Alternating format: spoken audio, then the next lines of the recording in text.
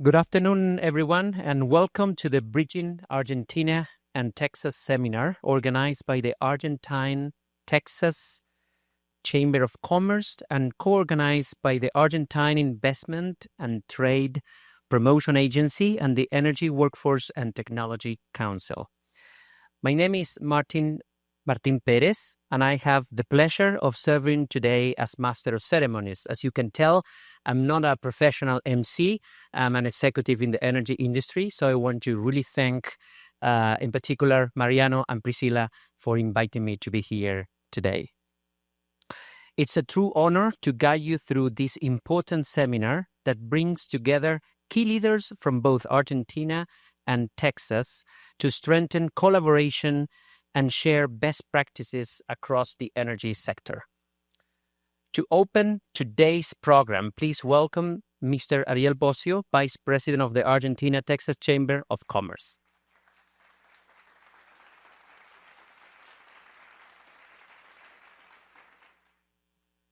Okay, ladies and gentlemen, amigos, bienvenidos, welcome. It's a pleasure to be here and, see that we are in Midland.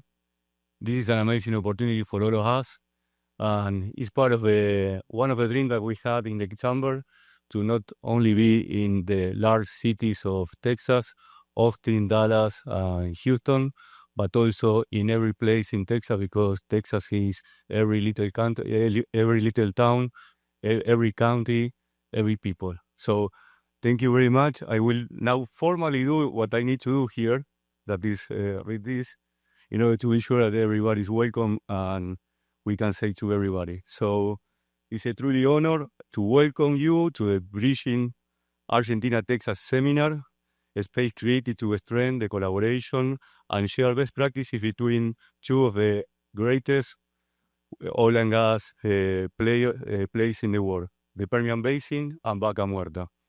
My name is Ariel Bocio, Vice President of the Argentina-Texas Chamber of Commerce, and I am proud to share that this is the fifth trade mission organized by our chamber this year, a clear reflection of our ongoing commitment to build bridges and fostering opportunity between these two regions.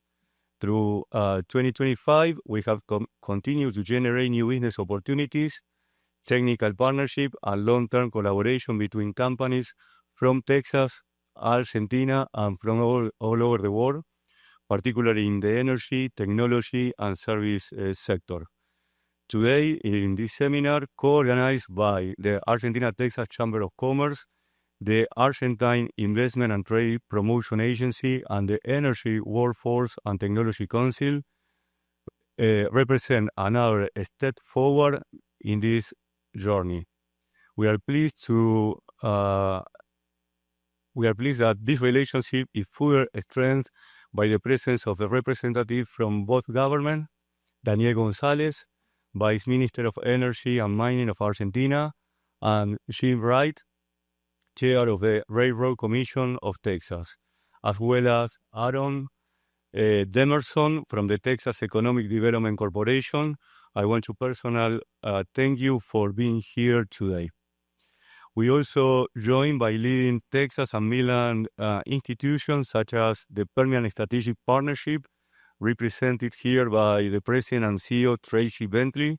Actually, Casey Yates is going to represent her, so thank you for being here. Actually, Bentley had an issue with the flight, so she couldn't make it. The Midland Chamber of Commerce, represented by its President and CEO, Evan Thomas. Thank you, Evan. And the Energy and Workforce and Technology Council, represented by its Vice President of Energy Policy, Maria Suarez. And thank you, Maria, for being a partner of the Chamber since the inception. In addition to this, I want to also say thanks to Andrés Superbi, that is representing the Argentina Investment and Trade Promotion Agency, and also Daniel Beltramo, representing the Argentine Consulate in Houston. Thank you, Daniel, for coming. We are truly honored to continue building this relationship with all of you. Before officially open the seminar, I also want to say thanks to all the speakers because they are very generous to sharing their knowledge, their best practices, and what they are doing here in Midland and also in Vaca Muerta in order to be sure that we strengthen the collaboration and potential partnership, not only in the private sector, but also in the public sector, because there are a lot of sharing knowledge across the border. So now, finally, not least, is we want to say thanks to all our sponsors that made this possible.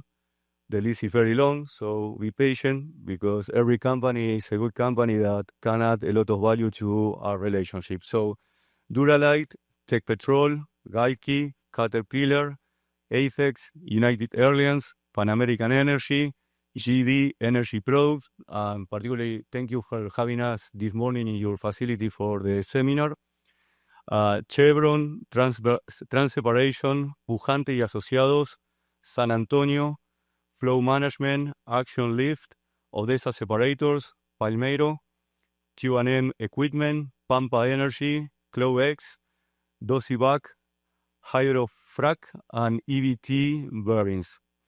Thank you all for believing in this initiative and for helping us to continue building meaningful bridges between our communities. Well, thank you very much. Enjoy the seminar and do business. Thanks a lot.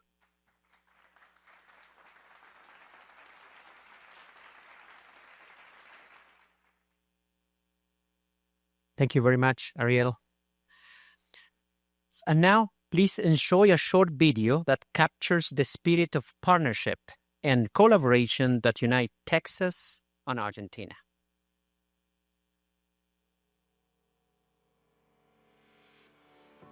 Welcome to the Bridging Argentina and Texas seminar.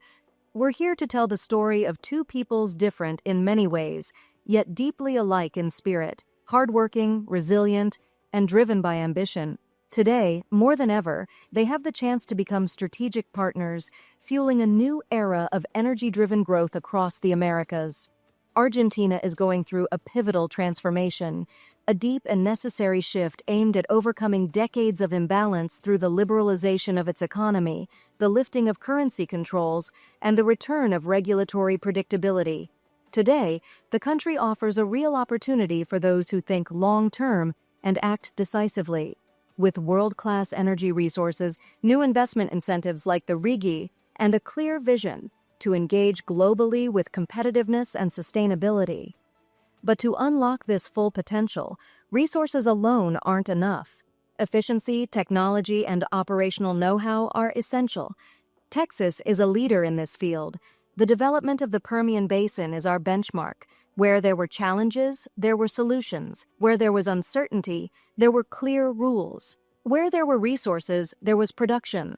Vaca Muerta needs new players companies that can bring cost efficiency, streamline value chains, and apply proven technologies. These are the critical services where opportunities lie. The opportunities are here in every project, every joint venture, and every connection being made today. At the Argentina-Texas Chamber of Commerce, we believe real development comes through global engagement.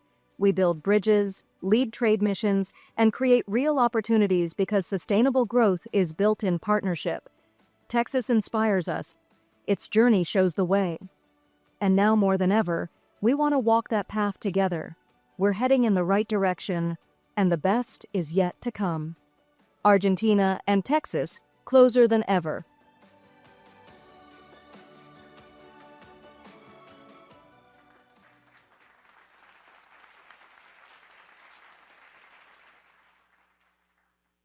Well, that was the perfect way to set the tone for the conversations ahead.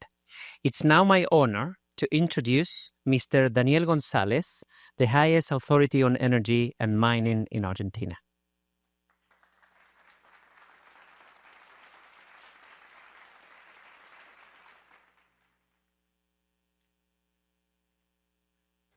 Good afternoon, everybody. It's an honor to be here. Thank you, Mr. Chairman of the Commission, for your presence. Thank you to the Chamber for the organization, to Midland and its institutions for hosting us. It is my first time in the core of the Permian, and I intend to learn a lot. But why is it that we are here today? Well, basically because there are three things that are happening pretty much at the same time. The first thing is that Argentina is undergoing a deep transformation from an economic and political perspective, one that we have not seen, okay? At least I have not seen. We have a president that was elected telling the truth, telling people that some of their benefits, supposedly rights, were going to be cut, basically in favor of keeping a sound fiscal policy. And people bought into that idea. Strange, usually politicians do exactly the opposite, right? Sell a dream, and then usually not, at least in our latitudes, usually the dream doesn't come true. This president basically delivered in all of his promises so far, and we've had fiscal surplus in Argentina every single month since he took office. This has resulted in significant investments, again, that we haven't seen in a generation, or in some cases we've never seen. Some recent examples, like last week, OpenAI made public that Argentina is going to be one of the places where their project, I don't have the word right now, was going to be performed. That's a $25 billion investment. Pretty much the same day, ENI and YPF made public their alliance for a new LNG project, a new LNG facility for 12 million tons of LNG per year. Almost a year now, we started the new construction of the largest pipeline ever in Argentina, VEMOS. It's a $3 billion project that was going to take care of the largest bottleneck in Vaca Muerta, which was the evacuation of all the oil that we are going to be producing. In the mining sector, which is the other responsibility that I have in Argentina, in addition to energy, some of the largest projects ever were recently announced by companies of the size of Rio Tinto, BHP, Glencore, and many others. In many cases, using an incentive regime that was put in place by law a year ago. It's called the RIGI, that also falls into my responsibility, and we already have 22 projects that have filed into the RIGI. The RIGI is a system that intends to come up for everything that Argentina has lacked in the last few years, which is a logical fiscal tax regime, a logical FX regime, and the most important thing, stability. And that's a regime that provides 30-year regulatory and fiscal stability. So significant investments have already occurred because of this transformation that we are seeing. Significant deregulation is being put in place. Many changes that to you in Texas may seem kind of obvious were put in place, like, for instance, that our crude oil is sold at international prices. That in Argentina is new, because we had our local crude oil prices basically being intervened by different governments in place. We are not doing that anymore. And you know what? We put it in the law. So we make sure that we cannot do it anymore. And whoever comes after us cannot mess with that anymore. That's a substantial change that has gone almost unnoticed, not to this industry, of course, but for the general public, because it does not affect their daily lives.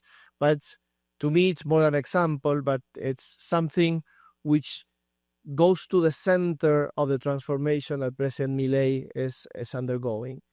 It is true, though, that we have congressional elections this weekend, that the outcome of that election is uncertain, that probably the outcome is not going to be as favorable as we would have thought a few months ago, but still that outcome will present the president with the opportunity of having much more representation in Congress than what he has had so far, which is very relevant because ahead of us we have structural reforms like labor, like taxes, which the president has publicly stated that we will be addressing, but obviously without the support of Congress, it's going to be difficult to be addressed.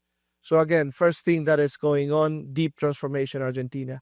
The second thing, which I think it was made public recently, but has origins quite some time ago, is the full alignment of the Argentine government with the U.S. government. And I say that the origins are well before this financial crisis that we underwent a few weeks back, or started a few weeks back, because President Milei was aligned with President-to-be Donald Trump before he was elected in his second term, making it clear that his ideas were very aligned with the ideas of President Trump. So if you look at the package that was announced by the Secretary of the Treasury, actually the swap was signed today. If you look at less than a week ago, when my boss, the Minister of Economy, and our President and many other representatives of the Argentine government met at the Oval Office with President Trump, the Secretary of Energy of the U.S., and many other U.S. representatives, again, fully aligning our agendas.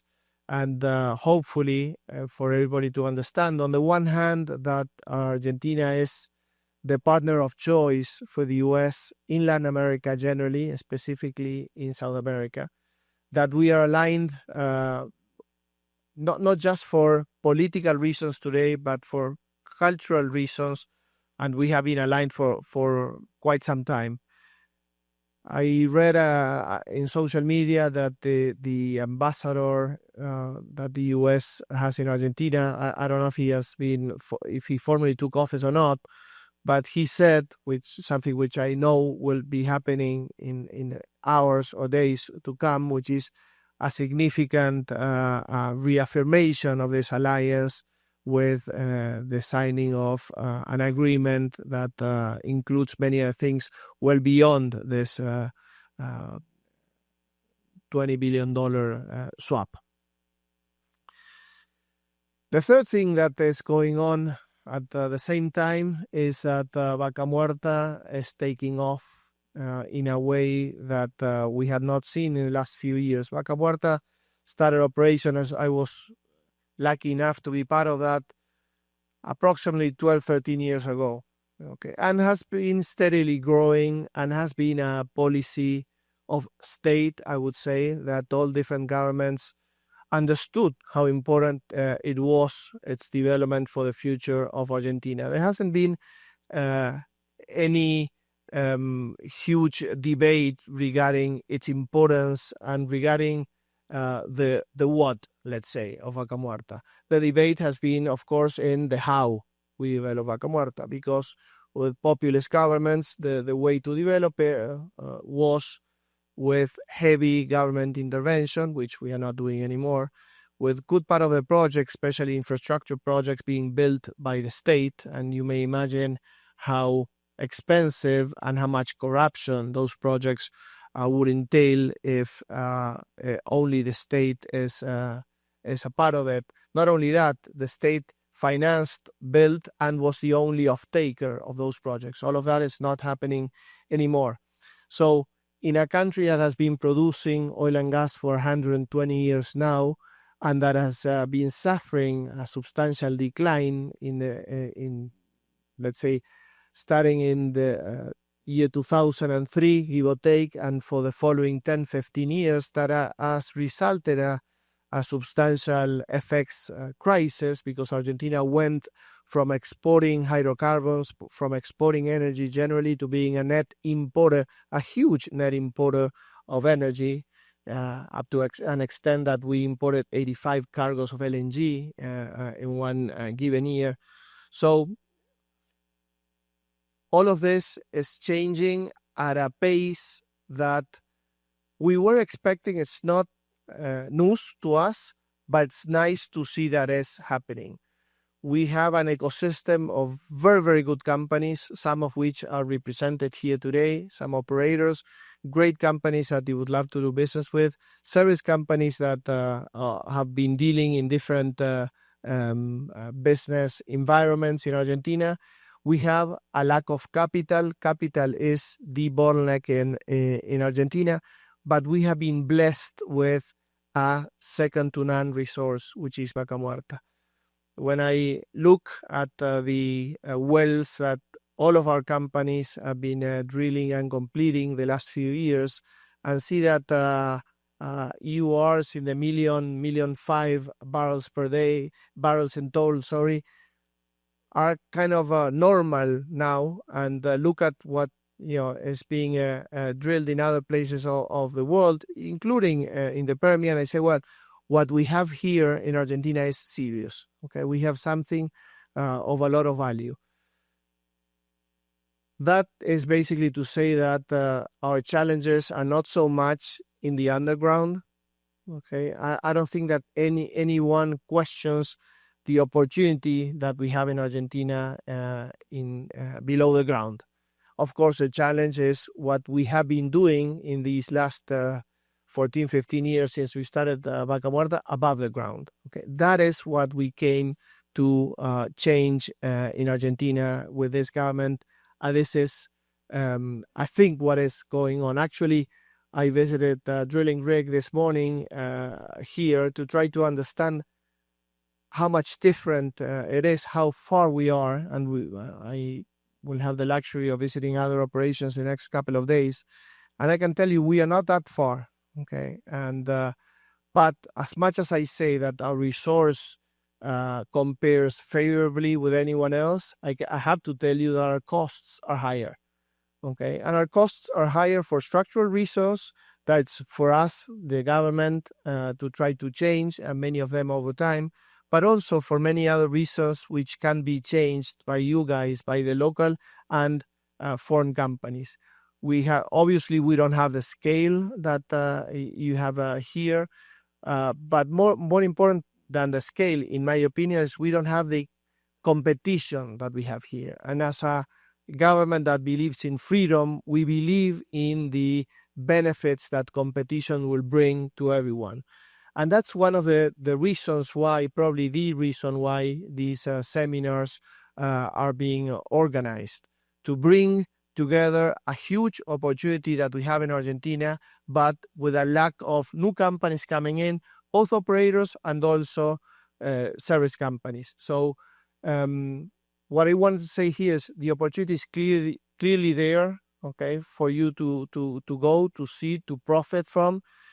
You have a government that will be 100% aligned with the needs of the industry. That's our government. Luckily, you have your own government, which is helping our country. And I'm sure that you know that part of the help comes with the idea that U.S. companies can do business in Argentina. And we have had discussions in the last few months with different representatives of the U.S. government, showing them how those opportunities lie ahead of us. So all I can say, very in line with what we have seen in that wonderful video that we just saw, is please come down, please do business, count on us, the Argentine government, because we will be there to make sure that Vaca Muerta replicates as much as we can the huge success of the Permian. Thank you.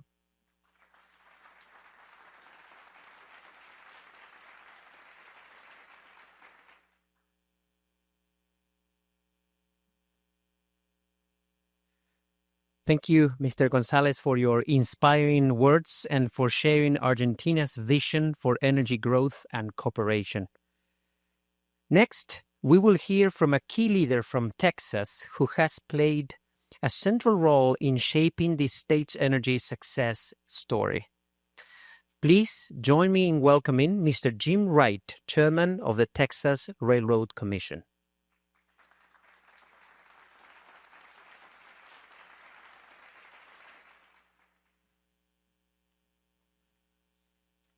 Good afternoon, everyone.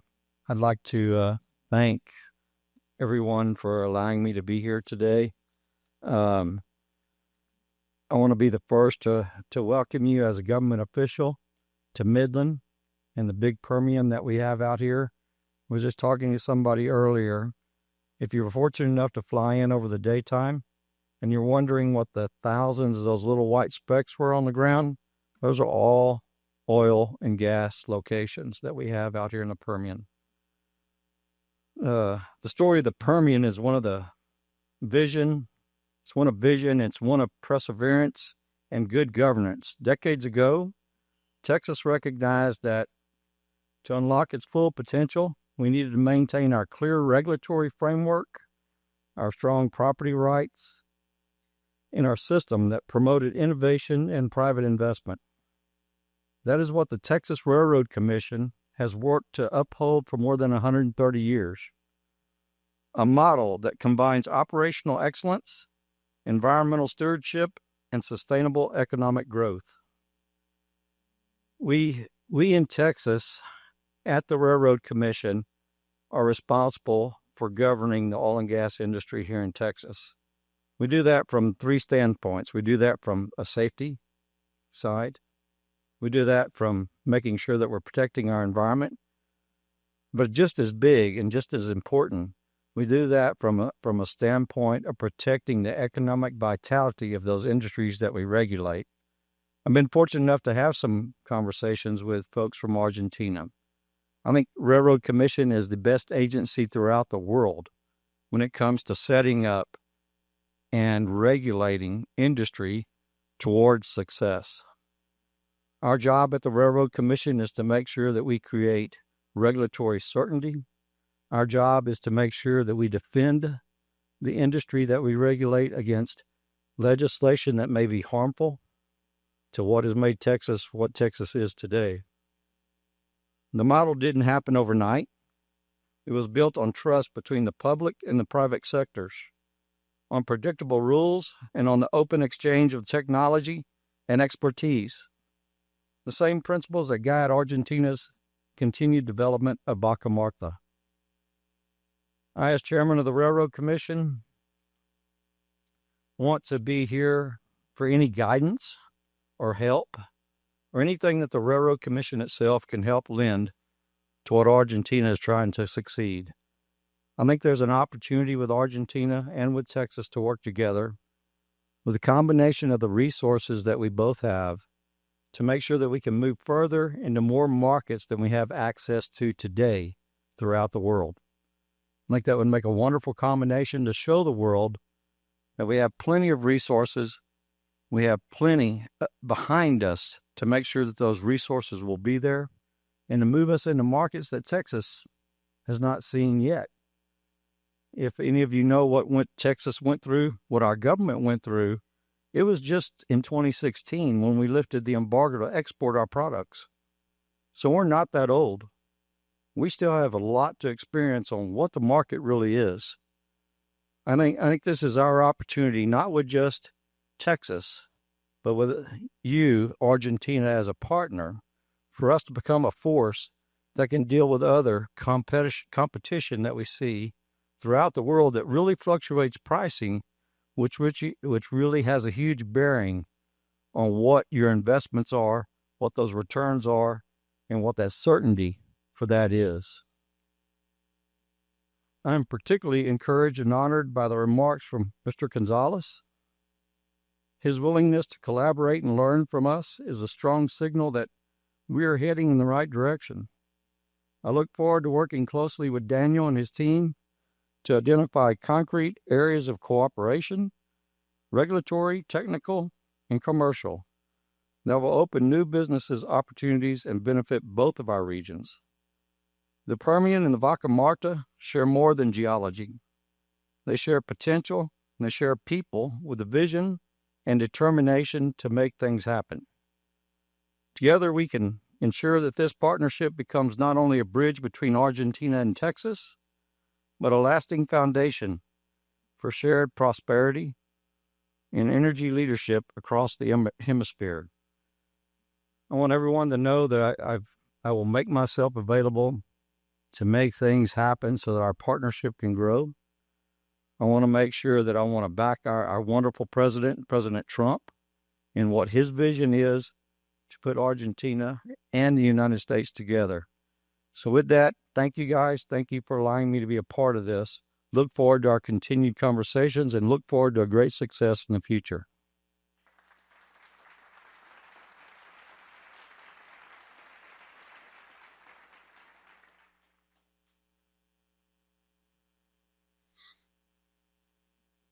Thank you, Chairman Wright, for those thoughtful remarks and for your commitment to fostering collaboration between Texas and Argentina. We now begin our first session, the Permian Blueprint, Building a Thriving Energy Ecosystem. This panel will explore how the Permian Basin became one of the world's most productive and sustainable oil and gas hubs. Through collaboration, infrastructure, and community development, and what lessons can inspire the continued growth of Vaca Muerta.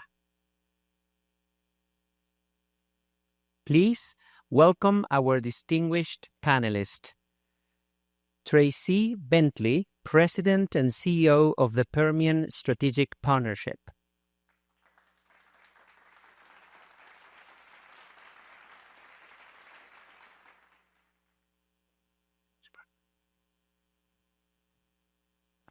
Yes. Well, unfortunately, we still live in a world where flights are canceled and delayed, so thank you for replacing her.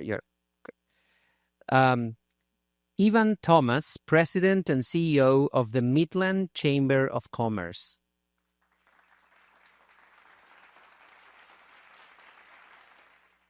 The very well-known Maria Suarez, VP Energy Policy of the Energy Workforce and Technology Council.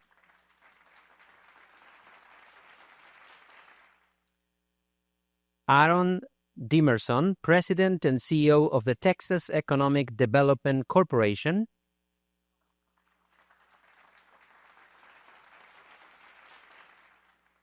And please, let's welcome Ruth Hughes, partner at Kelly, Hurt & Hallman, who will serve as the session moderator.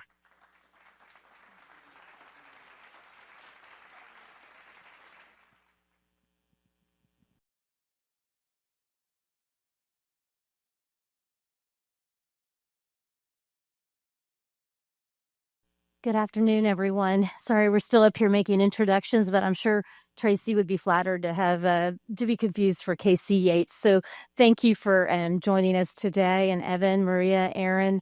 I know Aaron was busy with Formula One, as were some of the members in the audience here. And so great that you all were able to make it.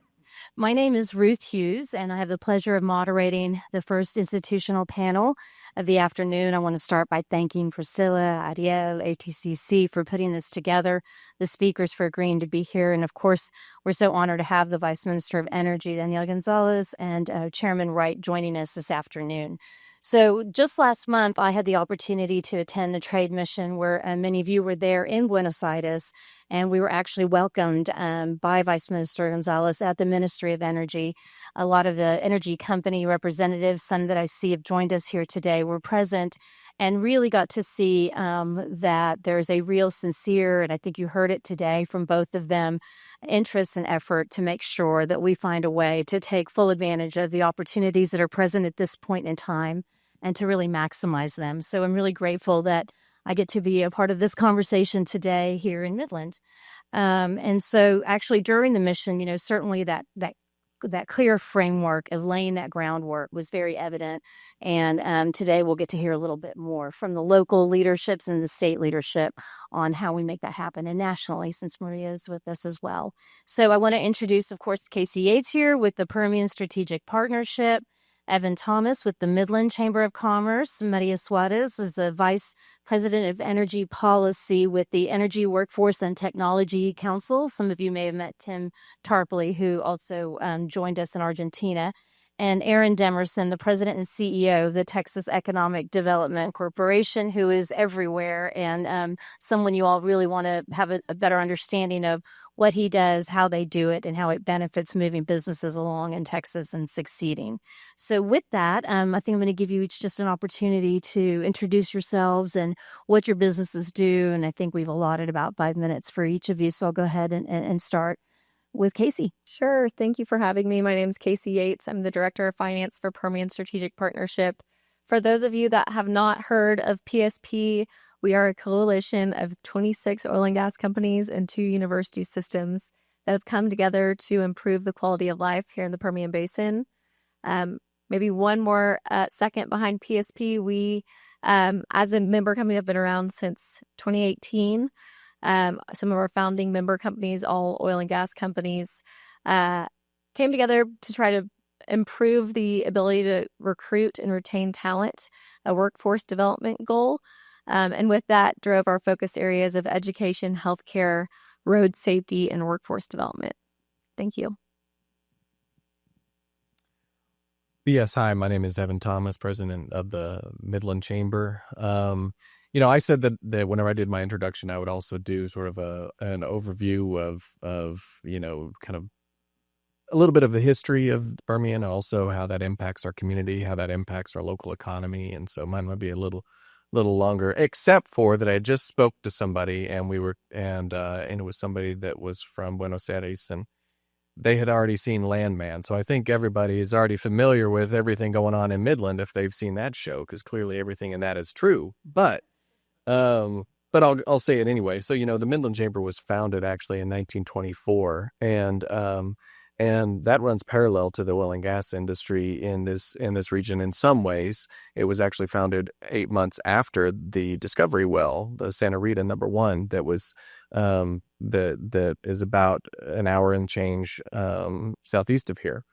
And whenever the Midland Chamber was founded, it actually was founded as we were an agricultural region. We had we had some cotton, but primarily ranching cattle. So the chamber was founded to really draw agribusiness and to try to advocate for transportation routes. And then, right before we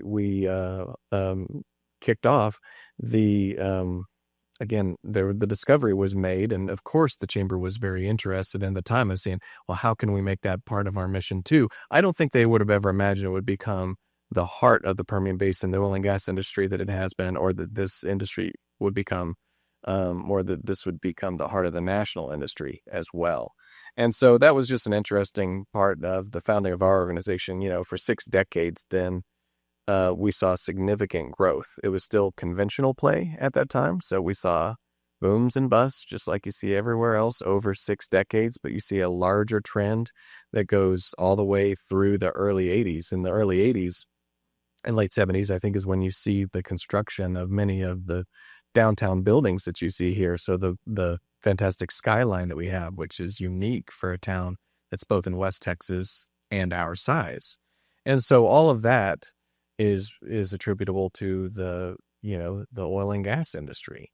And the chamber was there throughout the whole thing. Of course, when we helped we're stakeholders in the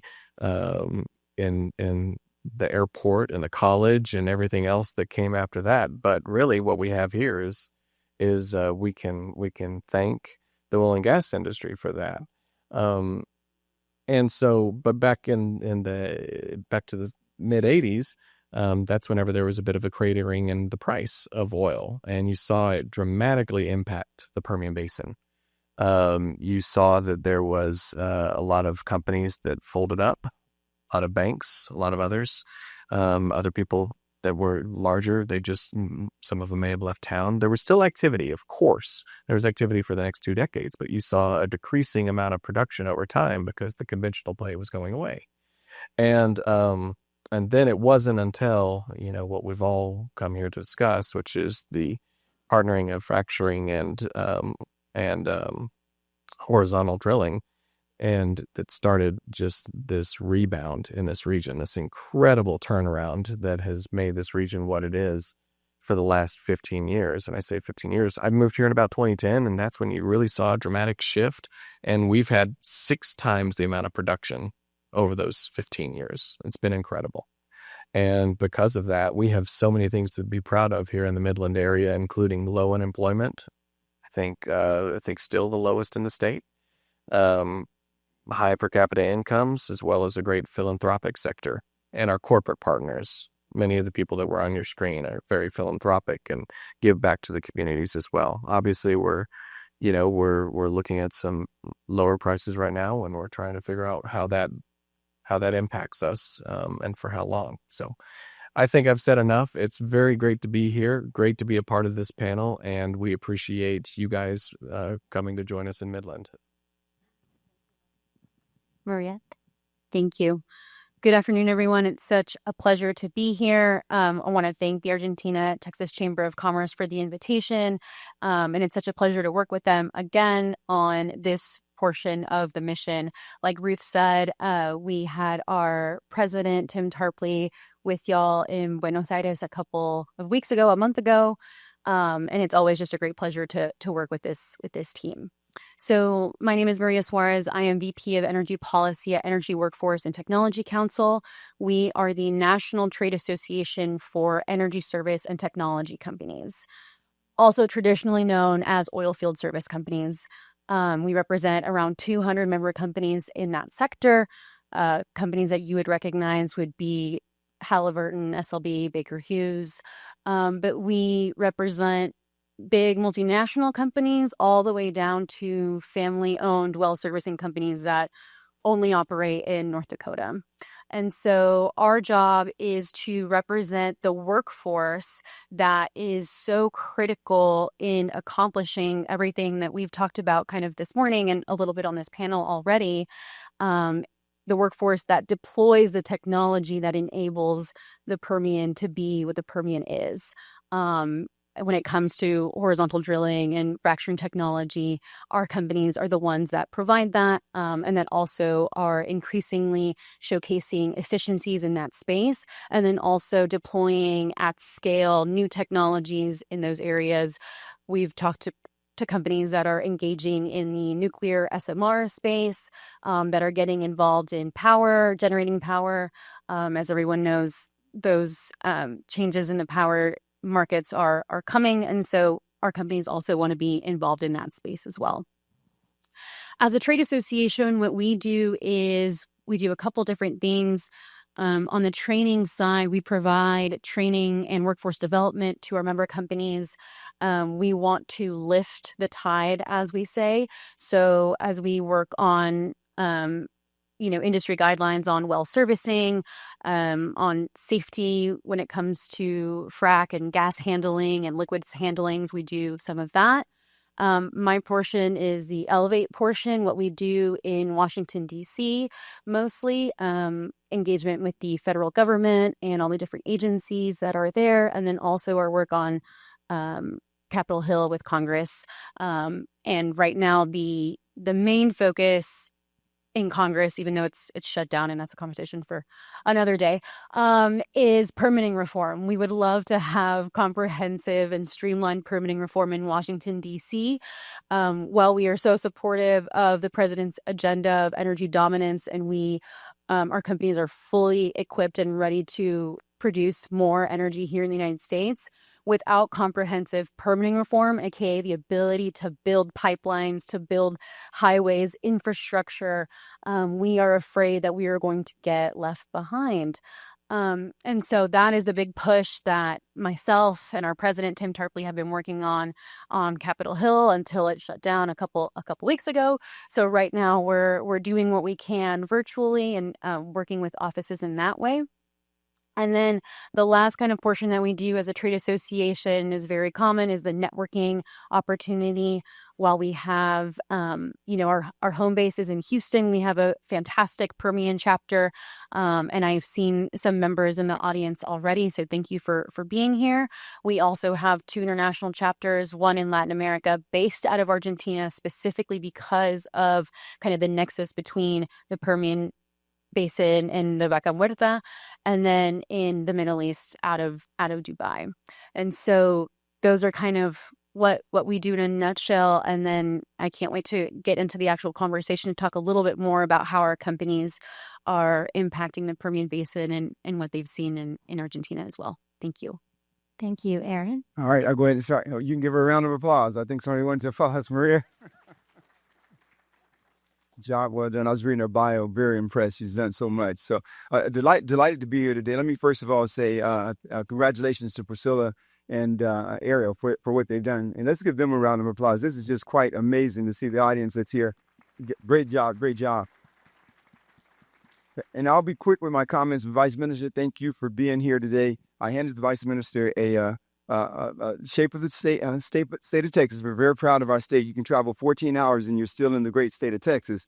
But what's on this sheet are a bunch of what we call brags. If Texas were a nation, we'd be the 8th largest in the economy, and a lot of other things that are associated with this brag sheet. But in Texas, we like to say it ain't bragging if it's true. The fact of the matter is that we're taking care of a lot of business, and the video that we showed just a little bit shows the opportunity that we have here. And I think we have a bunch of Texas businesses in the audience that are going to for sure take advantage of those opportunities. And so kudos on what you're doing. Chairman, thank you for being here as well. It doesn't go unknown. Secretary Hughes quite often speaks of your support of these initiatives, and so we really, truly appreciate that in a big, big way.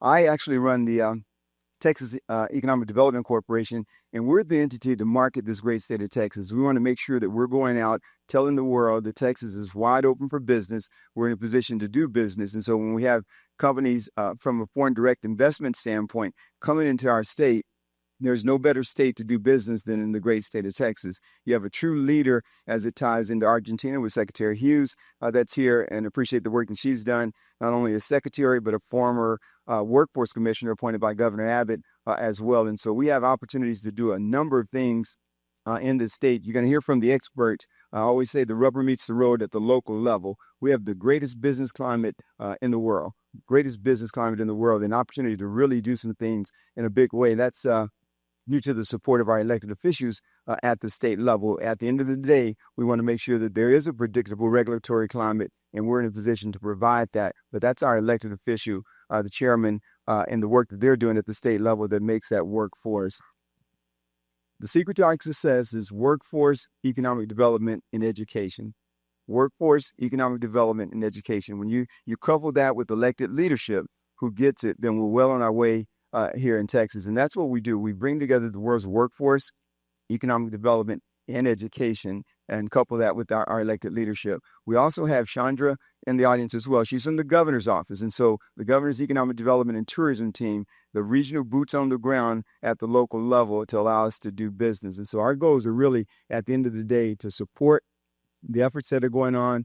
The Argentina-Texas Chamber of Commerce, we're going to make sure that we're behind what they're doing and providing those opportunities for our Texas businessmen and women to go out there to make a difference. And so delighted to be on the panel. You may not hear a lot more from me because at the local level is where things are really happening, but we're excited to support those efforts. And I know Governor Abbott is excited as well. We just finished Formula One, where we had 5 site consultants in town, basically showcasing the best of what Texas has to offer, and business is booming in Texas. It's not stopping, and we're going to make sure that we're doing what we can to make sure that companies are successful in our state. Thank you for the opportunity. Thank you. You'll appreciate ATCC has gone on 5 trade missions, I think, in the last year or so. And I know you're always traveling the world, selling the great state of Texas and really doing great representation for us. So, and for Governor Abbott. So thank you. And thank you for being here today, especially after Formula One and with everything on your agenda. And Chandra, thank you for joining us. I'm sorry I didn't recognize you earlier. And I know the Argentine consulate is here as well. So really grateful that they're joining us. And I see Bill Burford from Kelly Hart and Hallman, where I'm a partner. He is actually the managing partner of the firm. You mind raising your hand? And I know that some of the other attorneys may be joining us for the reception. Thank you for being here here today, and they are officed here down the street if you need any help in Midland in this space. But back to our conversation. So, Casey, tell us a little bit about the Permian Strategic Partnership, or PSP. How are you able to bring together major operators? What was the incentive for creating PSP, and how did you bring together major operators and service companies to come together under a common agenda? Of course. Well, it was truly our member companies that started the idea. Then they started recruiting a team to service it and be the heart and blood behind it all. But I'd say there was about 7 or so founding members, and it grew very quickly. Before our first board meeting, it got to 16. And then since then, we've gotten all the way up to 30 and 31 member companies, but they all like to gobble each other up. So we've come back down to about 28 or so. But what's amazing is that even through some mergers and acquisitions, those key members continue to punch higher than their pay grade and really believe in our mission and what we are working on and what we've been working on since 2018.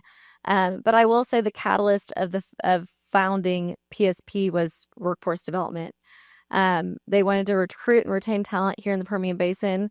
And many times when you're trying to recruit talent and families to the Permian Basin, the first question they ask is education and what type of education is there for their family. So I'd say education is one of our top focus areas.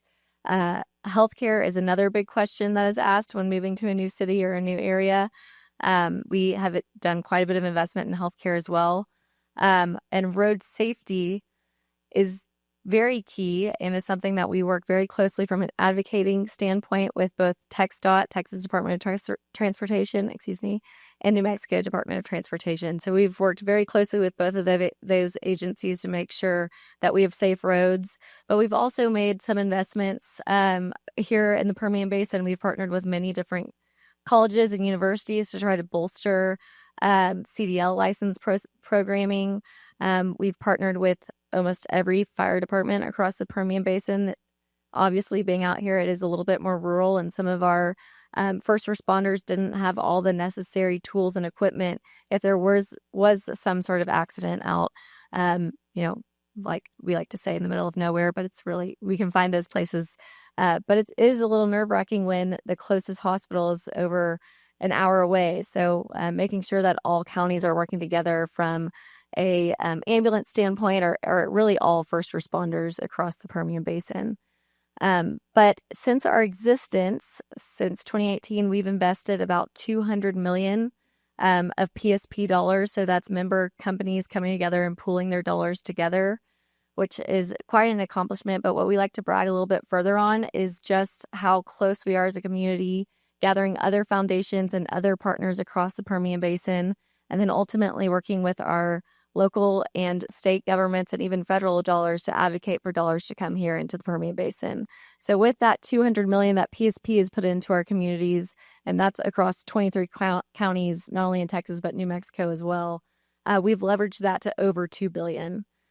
So we feel very fortunate with all of our partners. There's a very strong foundation and community partners here that we've partnered with, but also all of us working together to gather dollars to come out to West Texas and Southeast New Mexico.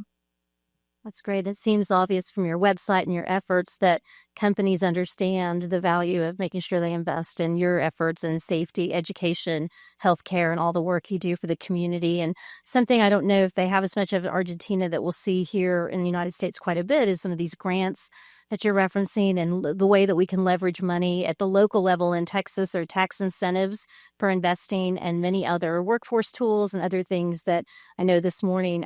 Nikki Morris was among our speakers. She's the director of the Energy Institute at TCU, and just having that conversation about the way to leverage a lot of these different resources is great. So thank you for that. And Evan, for those who aren't as familiar with Midland, can you tell us a little bit about the role of the chamber and also how the energy boom has sort of shaped the local economy? Yeah, I jumped into that a little bit on the first one. And, so for the chamber, our role is, and we are the business league. We are the community of businesses that comes together. We wear many hats here locally. We do leadership development. We of course do networking and marketing and some other things. We also do our convention visitors bureau. So we have a big stake in making sure that we get visitors for the region. So thank you guys for being here, all of you, because this is a a big deal for us to bring you all in.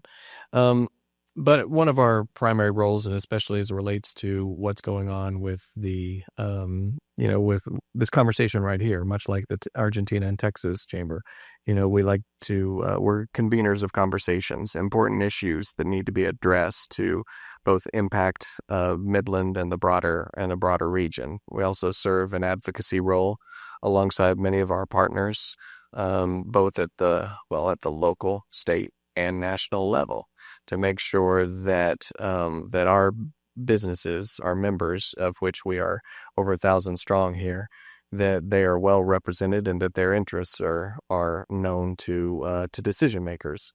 And so we're very proud of that role. It's our primary mission, and then beyond that, again, I sort of spoke to what the impact is on the community and local economy as it relates to the Permian energy boom.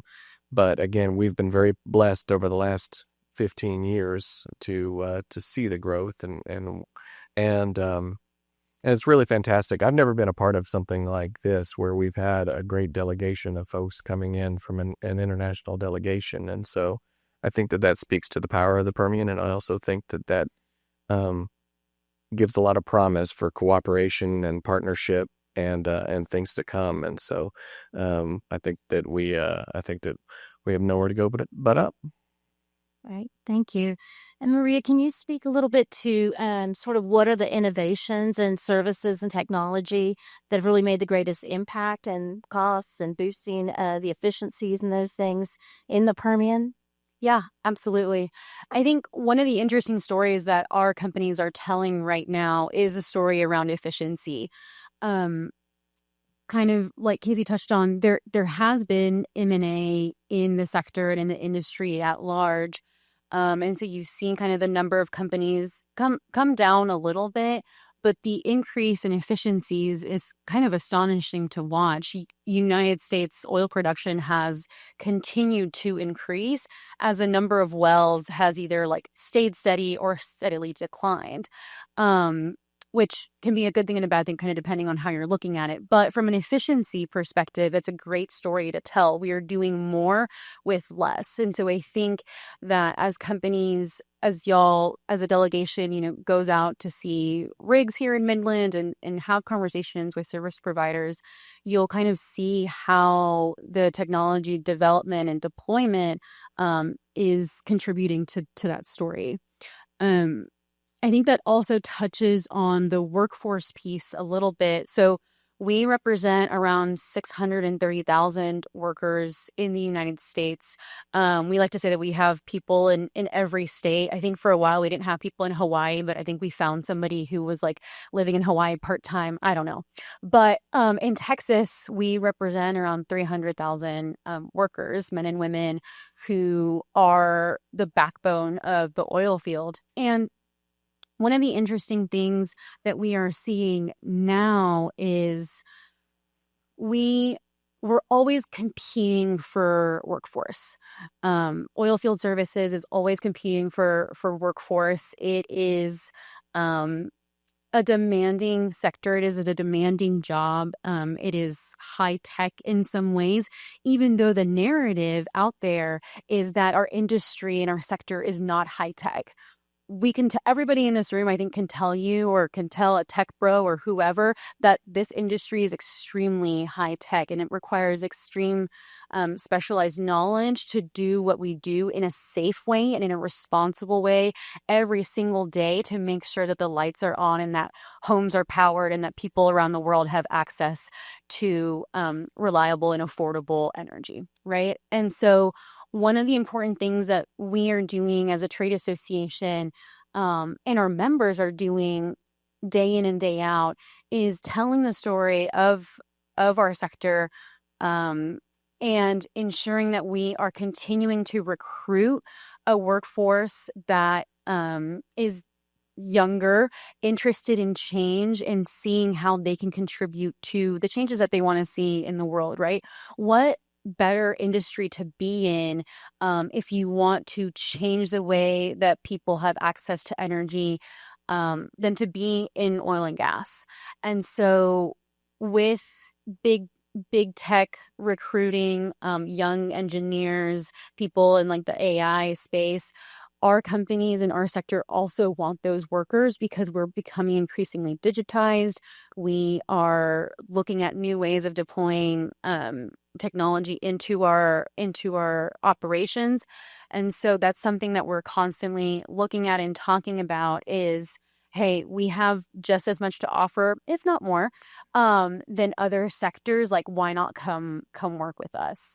And so the conversation around the deployment of technology, what our companies are doing and innovating in, is something that we are constantly trying to talk about onshore in the Permian Basin, but also like offshore and in these new energy spaces. And the efficiencies are something really to admire and look at. Thank you for that. And Aaron, obviously Texas is such a global leader for investment. We have so many companies coming here. And I'm curious to know what you can share with the audience in terms of strategies that Texas Economic Development EDC has worked on that has been something that's really made the difference that they can maybe go and implement or think about or understand as they think about strategies they want to implement in Argentina. Yeah, I think the Evan kind of talked about being a convener from that standpoint, and we've been able to convene a lot around the future of energy in Texas, the future of artificial intelligence and semiconductors in Texas, a number of space. That's another area, number of things that are out there that are very important to us. The governor's office has a strategic plan that they've implemented that speaks of different industry sectors, and each one of those sectors has goals and objectives that they're trying to achieve in that space. And energy is very important to us here in Texas, and that's an area of importance. At the state level, there are 28 local workforce boards. And so when you talk about workforce, Willie Taylor and the team here in this area do a phenomenal job from the workforce standpoint. And we have that throughout the state of Texas. And so if there's a business that's located in workforce is an issue, we're doing some phenomenal work in that space. I'm looking forward to developing a relationship with Maria and the work that you guys are doing to kind of coordinate even at the state level. But the Texas Workforce Commission, Chandra, that's here, the governor's office of economic development and tourism, phenomenal opportunities to do some things there. Lastly, the governor quite often talks about innovation and what needs to happen next as it relates to our infrastructure here in Texas, energy in Texas, and water in Texas. We need to make sure that we're getting all those right, because folks are not leaving the state and folks are not looking at Texas. Anytime there's a consideration, when we're talking to the site selectors this past week, Texas is always in the on the list. And so we've gone from almost 400 projects that Sean and that team are working right now. And so we're always on that list and at the top. We have to make sure that we're getting it right to sustain it. You have to have a workforce. You have to have the workforce that's in a position to make those things happen. And so from that standpoint, innovations important, private equity, VC, all those are important. And lastly, in Texas now, we have we're becoming America's new financial hub, and so that's pretty much what we're saying. Texas is America's new financial hub. More jobs in the Dallas in that region than there are in New York, Manhattan, from that standpoint. And so you have a Texas Stock Exchange, New York Stock Exchange, and the NASDAQ. We're the only state that has a stock exchange that received SEC approval last week, I believe, or 2 weeks ago, and we're going forward in that way. That's the innovation that's happening here in Texas, and that's going to happen in this industry as well. And so you'll find yourself in a state that has a can-do attitude. It's been mentioned, Midland, this region, I mean, they just take care of business, and we have that throughout Texas, and then the support of folks. And I think the leader, I mean, as it relates to Argentina, when you have a Secretary of State, Ruth Hughes, at the helm, that's a softball. That's where you really are in a position to push forward, and you do have a state and individuals on this stage that understand it, and we're in a position to make things happen. Right. And I'm going to be mindful of the time, so I'm going to have to wrap up. But I want to mention, there are definitely tools that each of your organizations use to sort of really help bring forward the success that you've seen. And during the happy hour reception, maybe you can share some of that with some of the folks in the audience. But briefly, if you want to just conclude with something that individuals here can take from the Permian as a lesson learned that maybe they might apply and consider in the energy sector in Argentina. And with that, we'll hand it to the next panel. But go ahead. Sure. One other thing I'd love to mention, and Aaron touched on it for a moment there, is just how our industry really does punch above its pay grade from a population versus GDP.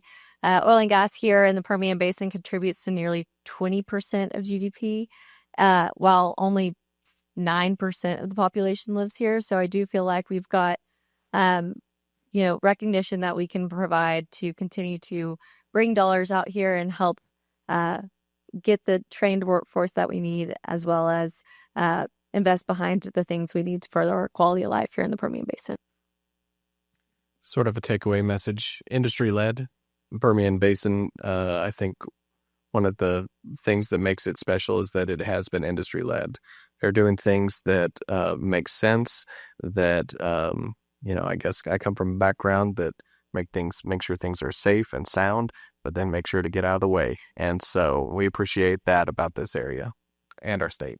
Thank you, Commissioner.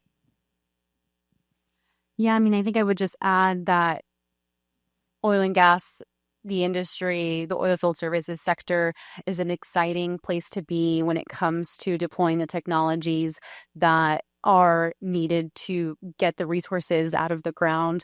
And there's so many lessons to be learned here in the Permian Basin that can be applied in Argentina and around the world. So I think it's just an exciting opportunity for folks to visit and kind of see it with your own eyes, the scale and the breadth. Just bienvenidos in a bigger, better Texas. We're in a position to take care of business, and we do just that. Governor often says, just take a common sense approach to making things happen, and we do that through collaboration and partnerships. And so hats off to the Argentina-Texas Chamber of Commerce for the work that you guys are doing. We are in an awesome opportunity, have an awesome opportunity, and our goals are to take full advantage of it. Thank you. Thank you all. So, thank you to all the panelists for those valuable insights. We do appreciate it. Our second session focuses on Argentina energy powerhouse, Vaca Muerta. This panel will explore how Argentina is developing its vast shale resources and the investment opportunities that exist across the energy value chain. Please welcome our panelists. Marcelo Giuffre, Vice President of Supply Chain at Pan American Energy.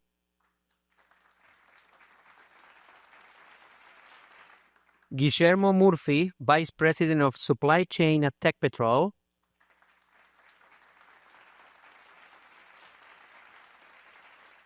Hernan Andonegui, Operations Manager at Plus Petrol. Santiago Chain, Control Manager and Process Optimization at Pampa Energy.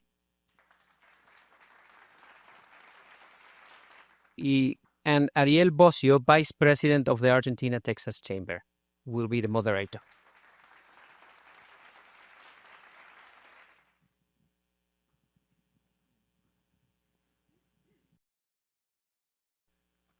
Well, thank you very much for the previous panel. It was a wonderful conversation showing how all the different players here in Texas and in the region can collaborate together in order to make Texas greater and better. So thank you very much. And now this is going to be the next panel. So the idea of this panel is to talk about Vaca Muerta.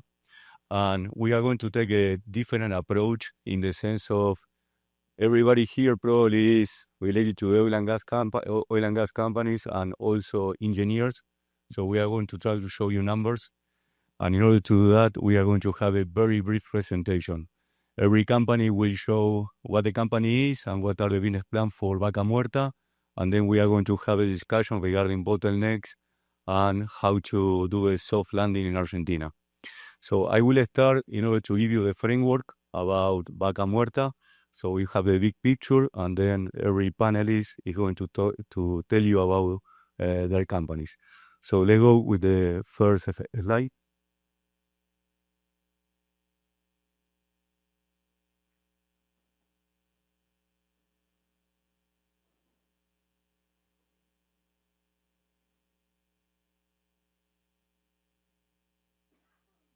Well, I will start with our slide because I think that I remember something about Vaca Muerta. So, hopefully, that is the moment to prove myself, okay? So, okay, let's talk very briefly about Vaca Muerta. Vaca Muerta is basically probably the next growth vector for all the American companies. And why? In the previous panel, they were talking a lot about several things. One was about the increase in production, but that increase in production in Permian is reaching a plateau. We don't know when it's going to happen, but it happened to every oil field in the world. So maybe the next chapter for several oil and gas companies in the U.S. is exploring new horizons like Argentina in order to diversify that production or just continue growing. The second point that I think that Maria talked a lot, it was about efficiency. Efficiency in in Permian means that every day we do more with less. But it means that we are using fewer rigs in order to drill more wells. We are using fewer frac set in order to complete more stages for every single well. So all these things are releasing capacity, and that capacity can go to a different market. And Argentina is a natural place to go because it's the second largest unconventional play in the world. And the other thing that is very important regarding the U.S. is about innovation. Every day in every operation, everybody tries to innovate and bring new technology, new ideas, etc.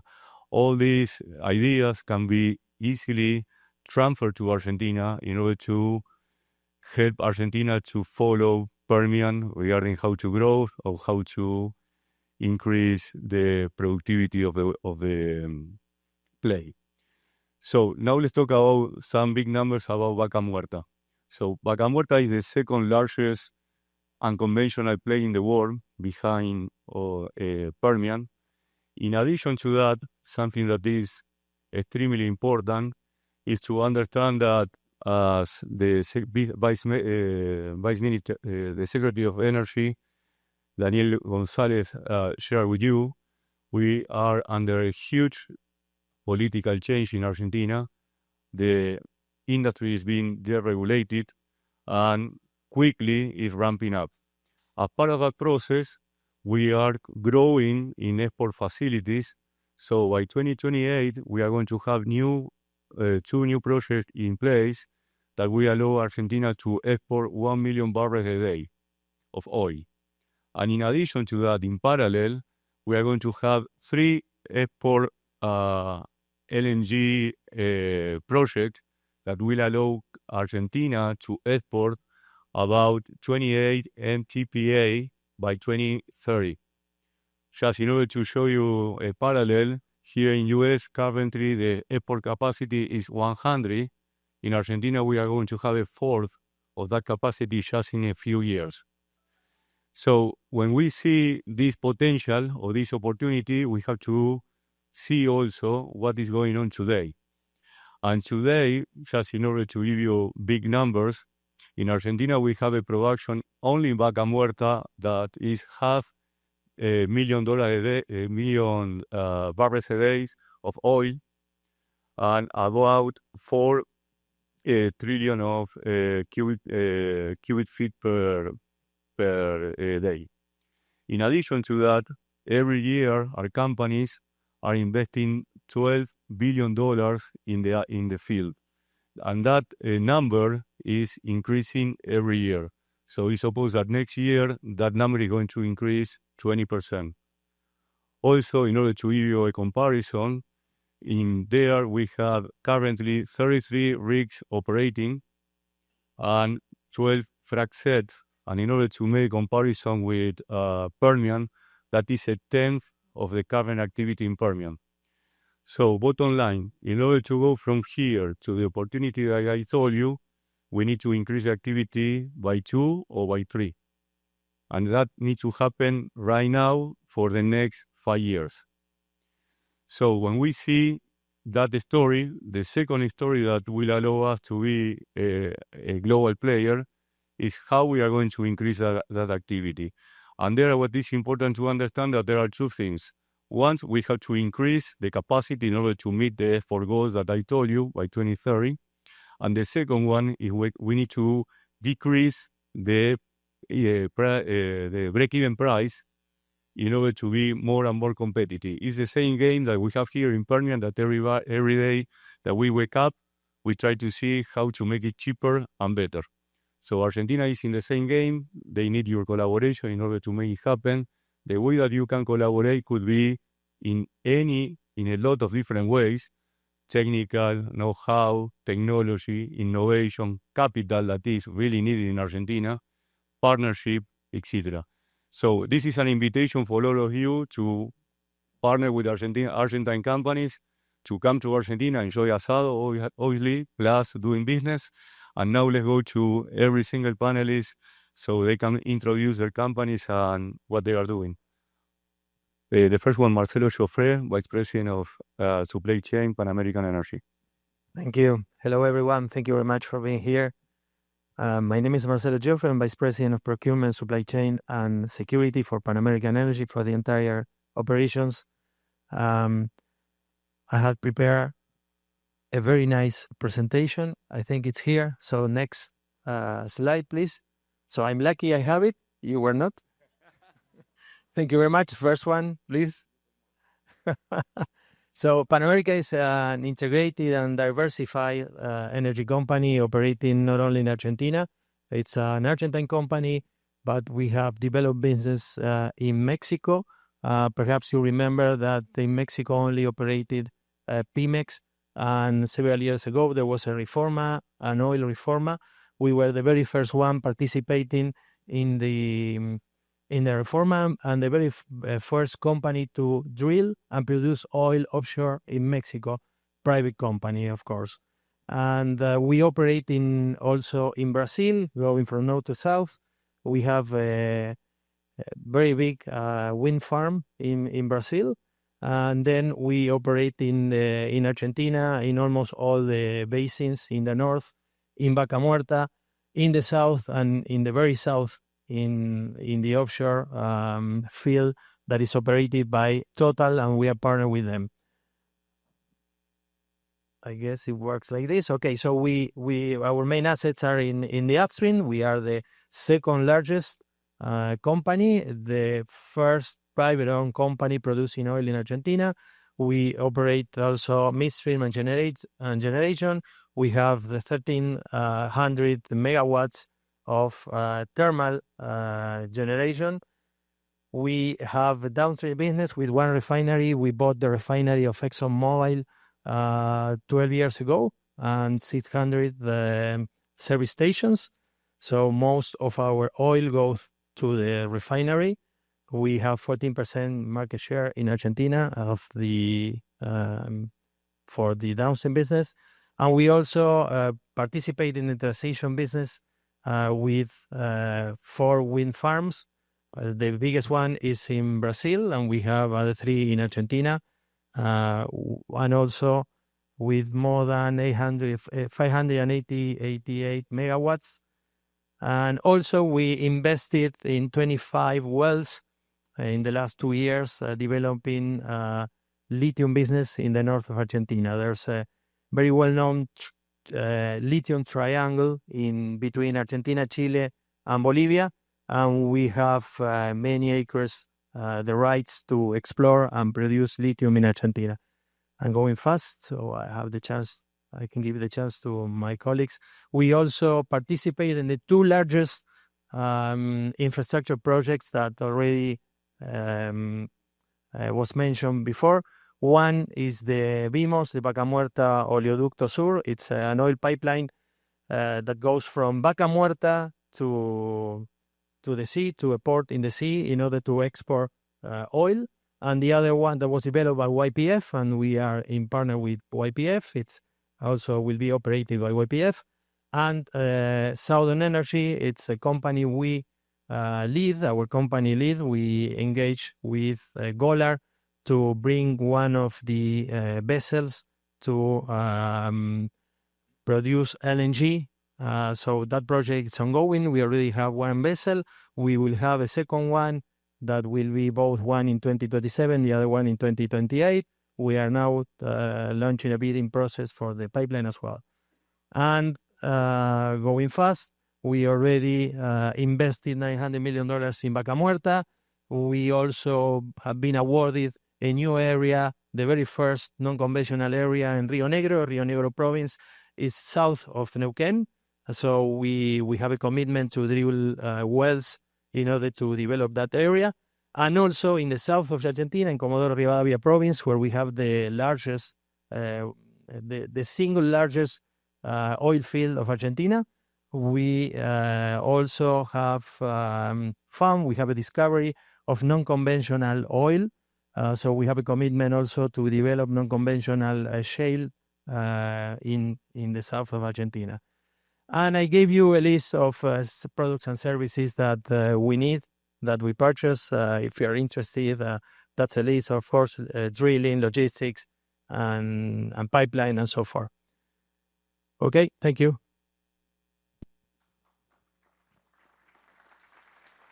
Thank you, Marcelo. Now, Guillermo Murphy, Vice President, Supply Chain, Tech Petrol. Okay, good afternoon. Thank you very much for the invitation. I just trying the control. My name is Guillermo Murphy, and I have been working for the Tekin Group the last 30 years. As from 2018, I've been responsible for supply chain in Tech Petrol. Tech Petrol is the energy company of the Tekin Group. Many companies belong to Tekin Group. One of them is Tenaris, that is also participated in this event, that produce steel pipe for the oil and gas industry also. We will show, first of all, main figures of Tech Petrol, but starting for the other businesses, just to focus later in the oil and gas. We are also partners of companies in the transportation and distribution of gas, TGN and Litoral Gas in Argentina, managing 4,500 miles of pipelines, 7,000 kilometers from me. We have also power plant, energy power plant in Mexico, 900 megavatios, providing energy for the steel shops of the group in Monterrey and Veracruz. And we have also an energy transition division with an important assets in lithium in the north of Argentina, as Pan American was explaining. We have also two wind farms of 100 megavatios each of them, to provide clean energy for the steel shops in Argentina, for Tenaris and Ternium also. And Tech Energy Ventures, based in Milan, which are investing $50 million in more or less 18 different projects that are early stages in the development of the new transition energy technologies. Focusing in oil and gas, our main businesses, we produce 200 barrels per day equivalent production, mainly in gas. The invoicing of Tech Petrol was $2.3 billion last year. Our expectation is try to reach $3.5 million as from 2027. We have a vendor list of more than 3,000 companies, the different companies for the different services and materials. And our workforce is 1,600 own personnel. Just to focus again in Vaca Muerta, we develop in a record period of time the gas field that is called Fortín de Piedra. Started in 2017, and in 18 months the facility, the greenfield facility, was ready. And as from 2017 till today, we invested $4.5 billion in this field, and now we approve the development of Los Toldos 2 Este, that is an oil field in the north of Vaca Muerta, and our commitment of investment is $2.5 billion for the next 2 years. Just to give you an idea, Tecpetrol operations is more concentrated in Latin America. We have a field, conventional fields in Mexico for gas, in Ecuador, operating Libertador and partners of SLV in Suyofindi, assets in Colombia also for Pendare, partners of Petroleum in Peru, partners of Total Energy in Bolivia, and we operate gas fields in the north of Argentina, Guarahue, oil in the south, and our main asset is in Vaca Muerta, non-conventional, where, as you can see in the yellow area, Fortín de Piedra is our start project, producing 17% of the gas in winter for the whole country, reaching a total of 25 million cubic meters per day last winter. And we are starting now, the one that is highlighted in yellow, Los Toldos 2 Este, in the north of Vaca Muerta, in the green area, that is the black oil area. So this is our challenge for the next year. We committed $2.5 billion investment in Los Toldos, and the target as a whole industry in Argentina is, as was mentioned by the Secretary of Energy, to fulfill VEMOS, that is oil pipe, with $3 billion investment, targeting a final capacity of 700 barrels per day. So Tecpetrol will collaborate fulfilling this new project with our new production in Los Toldos. This is our challenge for next 2 years. Thank you, Guillermo.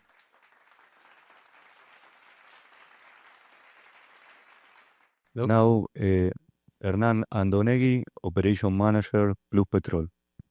Hi, everyone. Thanks for having us here. A pleasure to be part of this panel. I'm quite new to the company, to Plus Petrol. I just be here 8 months. Prior to that, I was in Chevron for 20 years. So I used to visit Midland quite often. And it's amazing how many things we learn from here. Also, we share, right, from Argentina to Midland. So always a pleasure to be here. So the idea here is to show a couple of slides of Plus Petrol. Plus Petrol is the leading private company in Latin America in terms of operated production. We are operating right now 500,000 BOE a day in Latin America. Our main developments are Ecuador, that is a handful of barrels in the oil space. Then I'm going to go into those figures that you can see on the screen. We have Peru, where we operate the Camisea project. That's almost 2 BCF day of gas and 60,000 barrels of oil.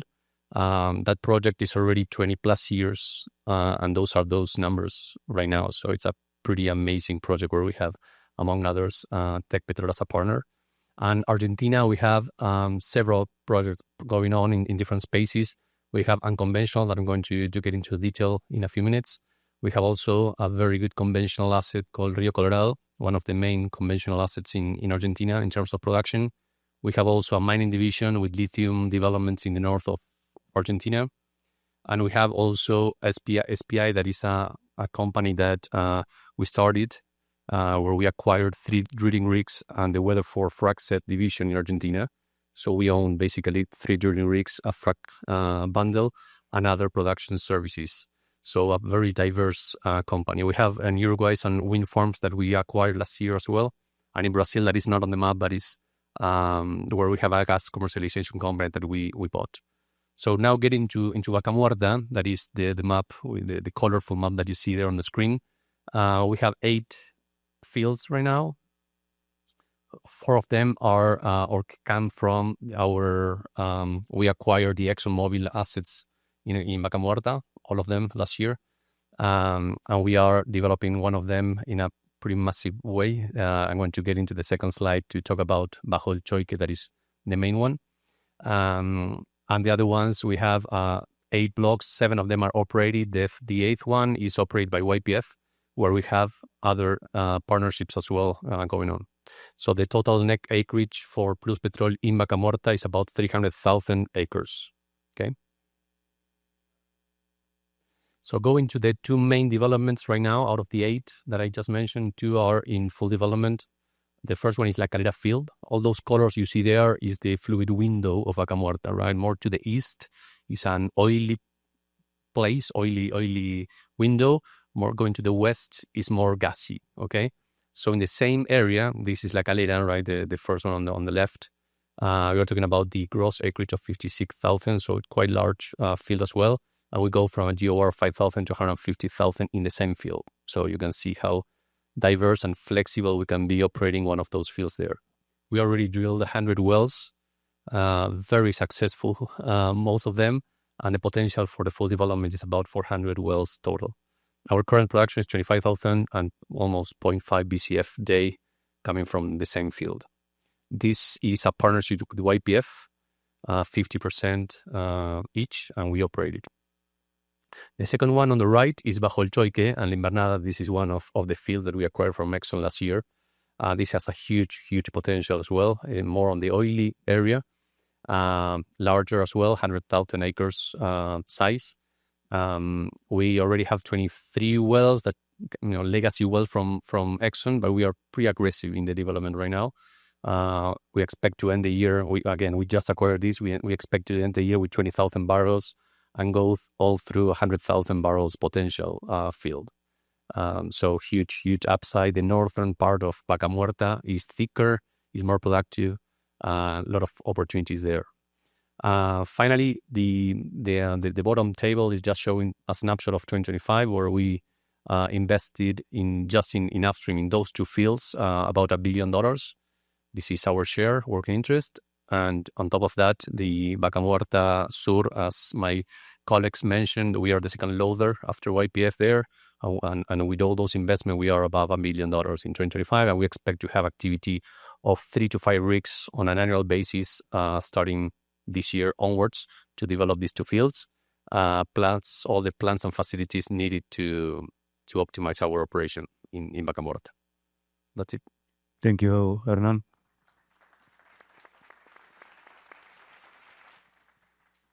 Now, Santiago Chain, contract manager, Pampa Energy. Good afternoon. How are you? It's a pleasure to be here in Midland. I'm Santiago Chain, contracts manager for the E&P business unit at Pampa Energía. Pampa Energía is a full integrated energy company. We are leading in the market in Argentina. We are publicly traded with both in New York and in Buenos Aires. Our market capitalization is around $3.5 billion. In the upstream segment, we're proud to be the 3rd unconventional gas producer in Argentina. We are producing around 100,000 barrels of oil equivalent per day, 80% of which are gas. And what else can I tell you? We've actually focused our upstream portfolio on Vaca Muerta. 65% of our production is in Vaca Muerta. We've grown 150% our gas production since 2021 to now. So we are really excited about that. Our current production of gas is 14 million of cubic meters per day. And we've already drilled more than 450 wells. I think this is, yes. Looking ahead, our most ambitious development is at Rincón de Aranda, an oil field, where we plan to more than double our production to reach 45,000 barrels of oil per day. Doing that, we need to drill more than 30 wells, horizontal wells annually. This also will need an actually installed and producing TPF with a capacity of 20,000 BPD. And we are expanding that TPF to reach 28 BPD by the beginning of next year. We are also building a CPF to reach 45,000 BPD capacity that will be online at the end of next year. And we are also, expanding our pipelines and so. We are also in the VIMOS project. We have stake in the VIMOS project, and we also have stake in the Southern Energy project. So we need to increase our gas production around 6 million cubic meters per day to reach the plateau we're gonna need. So we're gonna need to drill more rigs and also to build the dedicated infrastructure to deliver that gas. So we've proven to have the ability to design and execute robust development plans, and we are excited about the future. Thank you.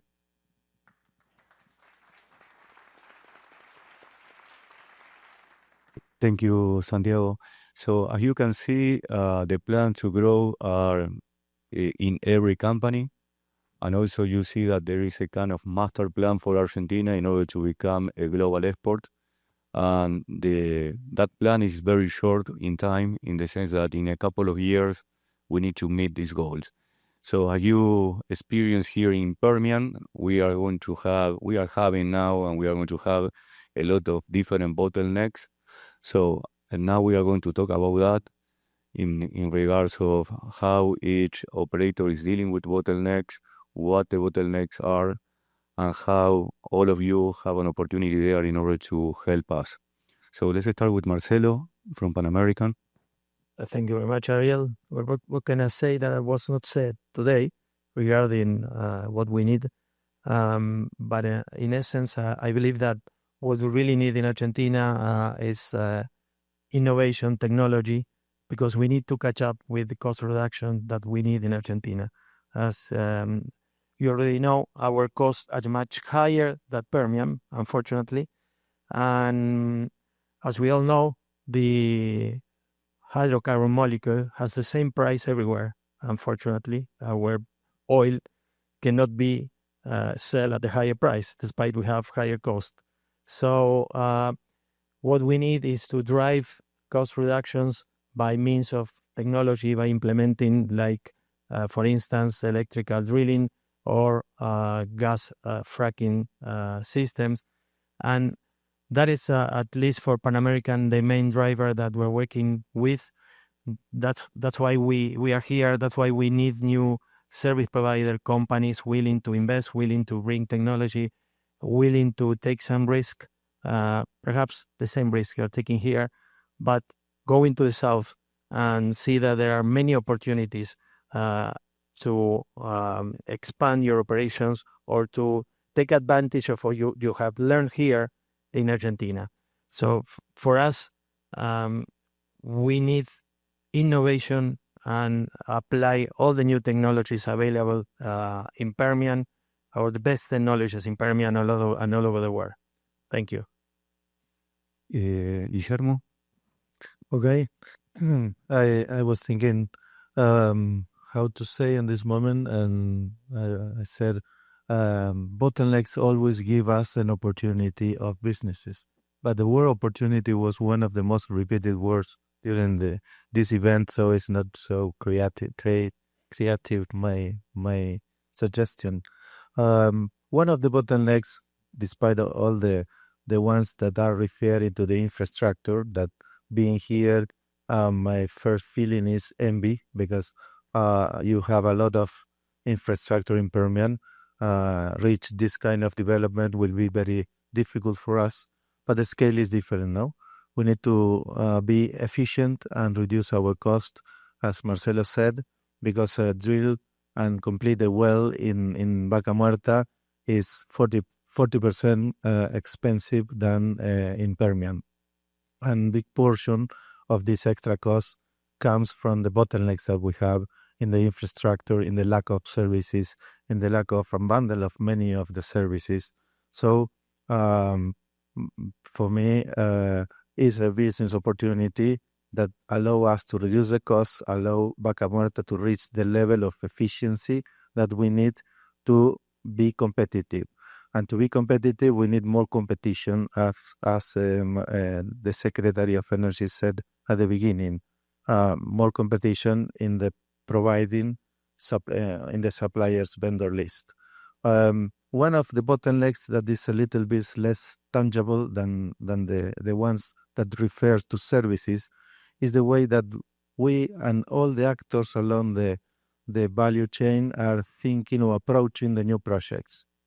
Till now, we were always claiming for a return in the short term because of all of the intervention of the government in our industry. Now, the rules are set different, so this bottleneck could be solved just raising the head and looking in the long term. Now, Vaca Muerta is not for the development of the next 2-3 years. It's a project for the 20 or 30 years ahead. So change the mind of how we think the project is one of more psychological bottleneck, but it is happening now. So for me, the need is to make innovation or to incorporate innovation to have new technologies, but at the same time to be consistent. We need to repeat every day with a better performance, but consistently, because our factory of wells is one day in one place, another day in another place with different mix of suppliers, and this factory of wells should be very consistent and competitive in cost. Okay, thank you. Hernan? Hard to be third, but anyway. Yeah, this panel is tough because we are going to have a different order for the next one, okay? So it's good.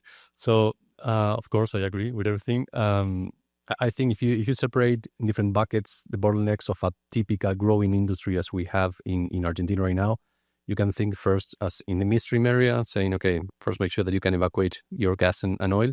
And that's a pretty good success story that all operators came together.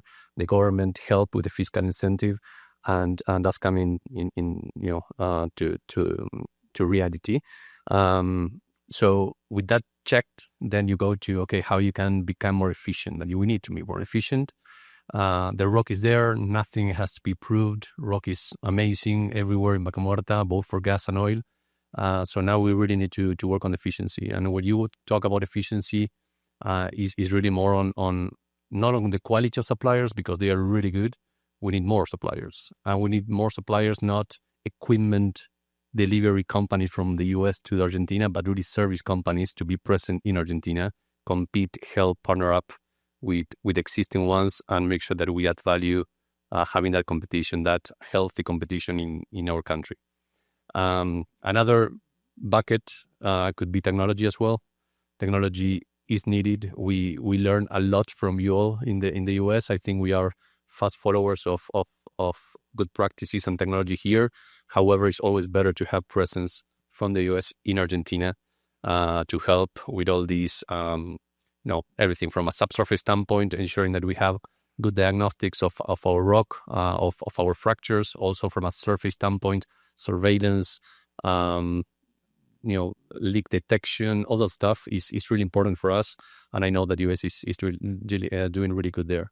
And finally, talking about cost, drilling and completion is, of course, because of the capex involved, is a main focus for us. I think we are learning quite fast. We are drilling faster, safer. Same with completing our wells. However, we are in a zipper model completion. For example, here you're having triple frac and quadruple frac and all that stuff.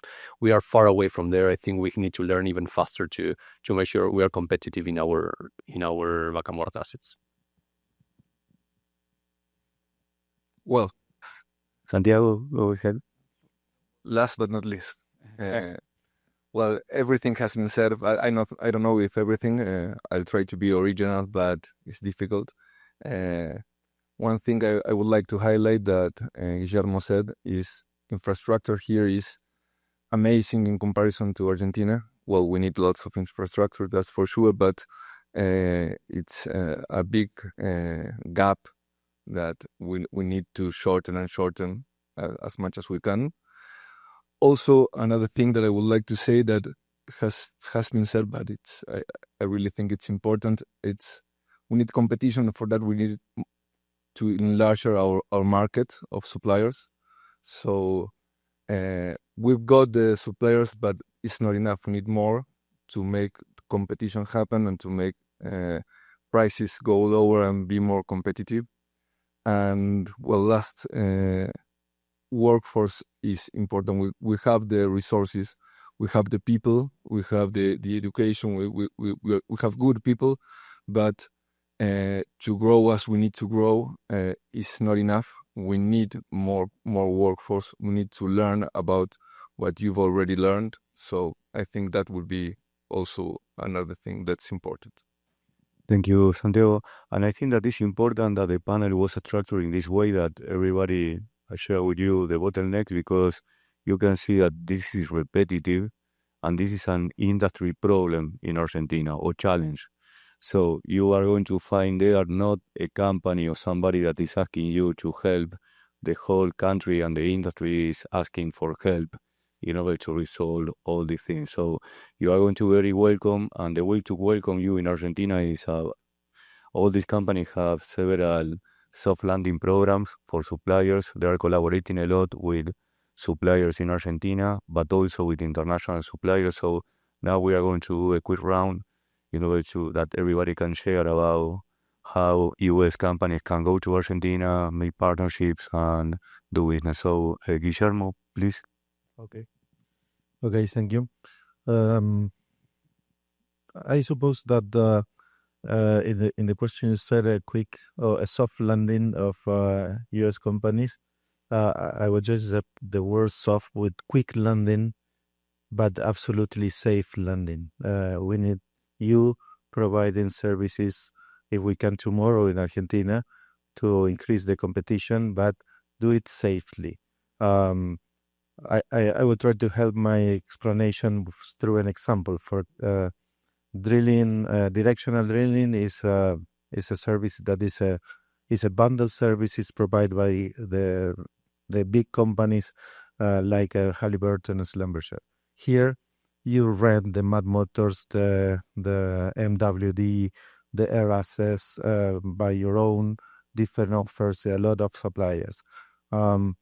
Moving tomorrow the equipment to provide the services in Argentina could be a risk for you, but partnership with a local service company, small service company that give you, for example, the base, the operative base in Neuquén, or the maintenance of the tool, and help you to a safe landing in Vaca Muerta, could be the model that I suggest.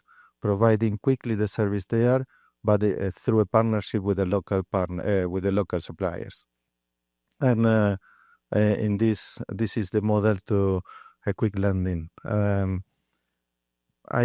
want to say a question for all of you just to finish. Why wouldn't you invest in Vaca Muerta if, as we mentioned, we have a first-class rock, the economy is going in the right direction, and the main bottlenecks like Vemos or the agenda in LNG is very strong. So we don't have excuse. We are investing.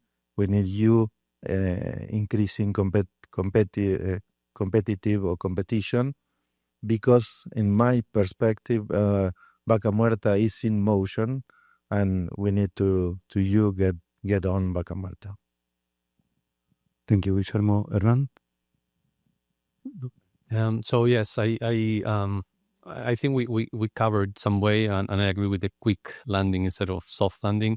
As mentioned, I don't think we need better suppliers. It's really more about the quantity. We have really good suppliers. Of course, we need people that are that have modernized, with all the latest technology. So your help is really needed and support is needed.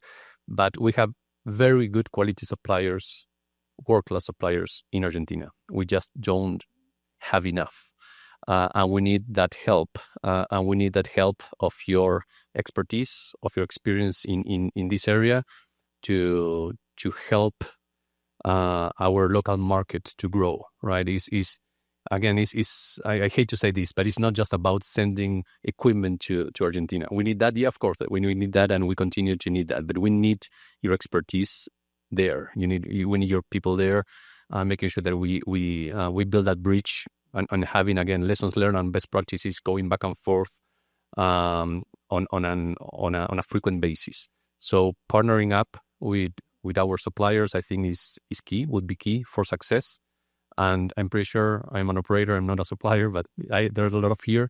I think they would be very happy to agreeing with you on a partnership in Argentina. Thank you, Ran. Santiago? Okay. Well, partnership is a word.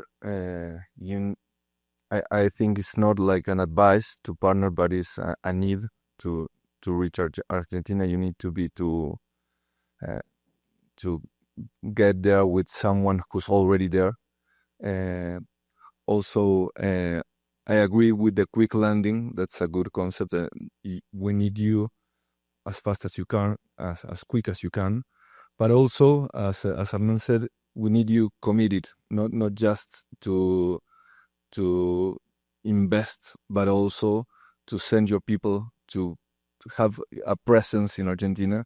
That will be really good for you to learn from us, but mostly for us to learn from you. We need you there. So I think that will be the best thing. Thank you, Santiago. Marcelo, closing remarks? Tough to be the last one. Again, I think that, as they have said, that partnership is the best way to land in Argentina. We have a long-lasting SME program in Argentina, more than 25 years, helping, assisting SMEs in Argentina, not only to develop in Argentina, but also to develop internationally. We have also partnered with the Chamber like 7 years ago, and we have developed an internationalization program for both sides, not only for Argentine, for American companies to go to Argentina, but also for Argentine companies to partner in US. And I believe that there are very brave companies here, very brave companies willing to go to Argentina. And my last word is that we will do it with or without you. So don't miss the opportunity. Thank you. Great. Thank you very much, guys. Okay. Thank you. Our final session now captures the essence of today's event, building and crossing the bridge between Argentina and Texas. We will now hear from companies that are already doing business across both regions, sharing real-world experiences, challenges, and opportunities. Please welcome Federico Gayoso, CEO of Trans Separation.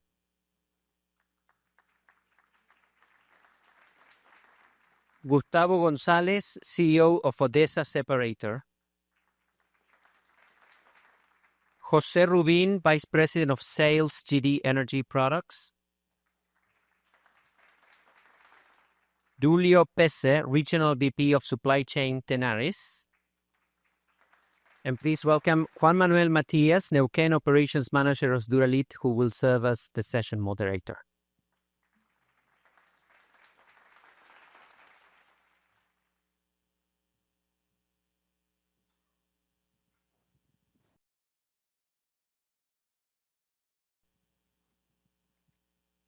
Well, good afternoon. First of all, I would like to say thank you for Ariel and Priscilla and the ATCC team, and also Gustavo and Diego from my company to allow me to be here today. Well, my name is Juan Manuel Matias. As everybody knows, I am the operation manager of Duralight Group back in Argentina.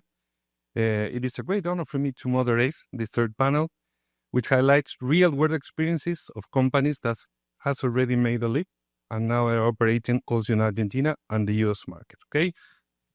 Well, previous panels have been focused in operators and institutions. This third one is going to aim to the ground the discussion of business and companies that have already made a leap, as I said, and operating in both countries.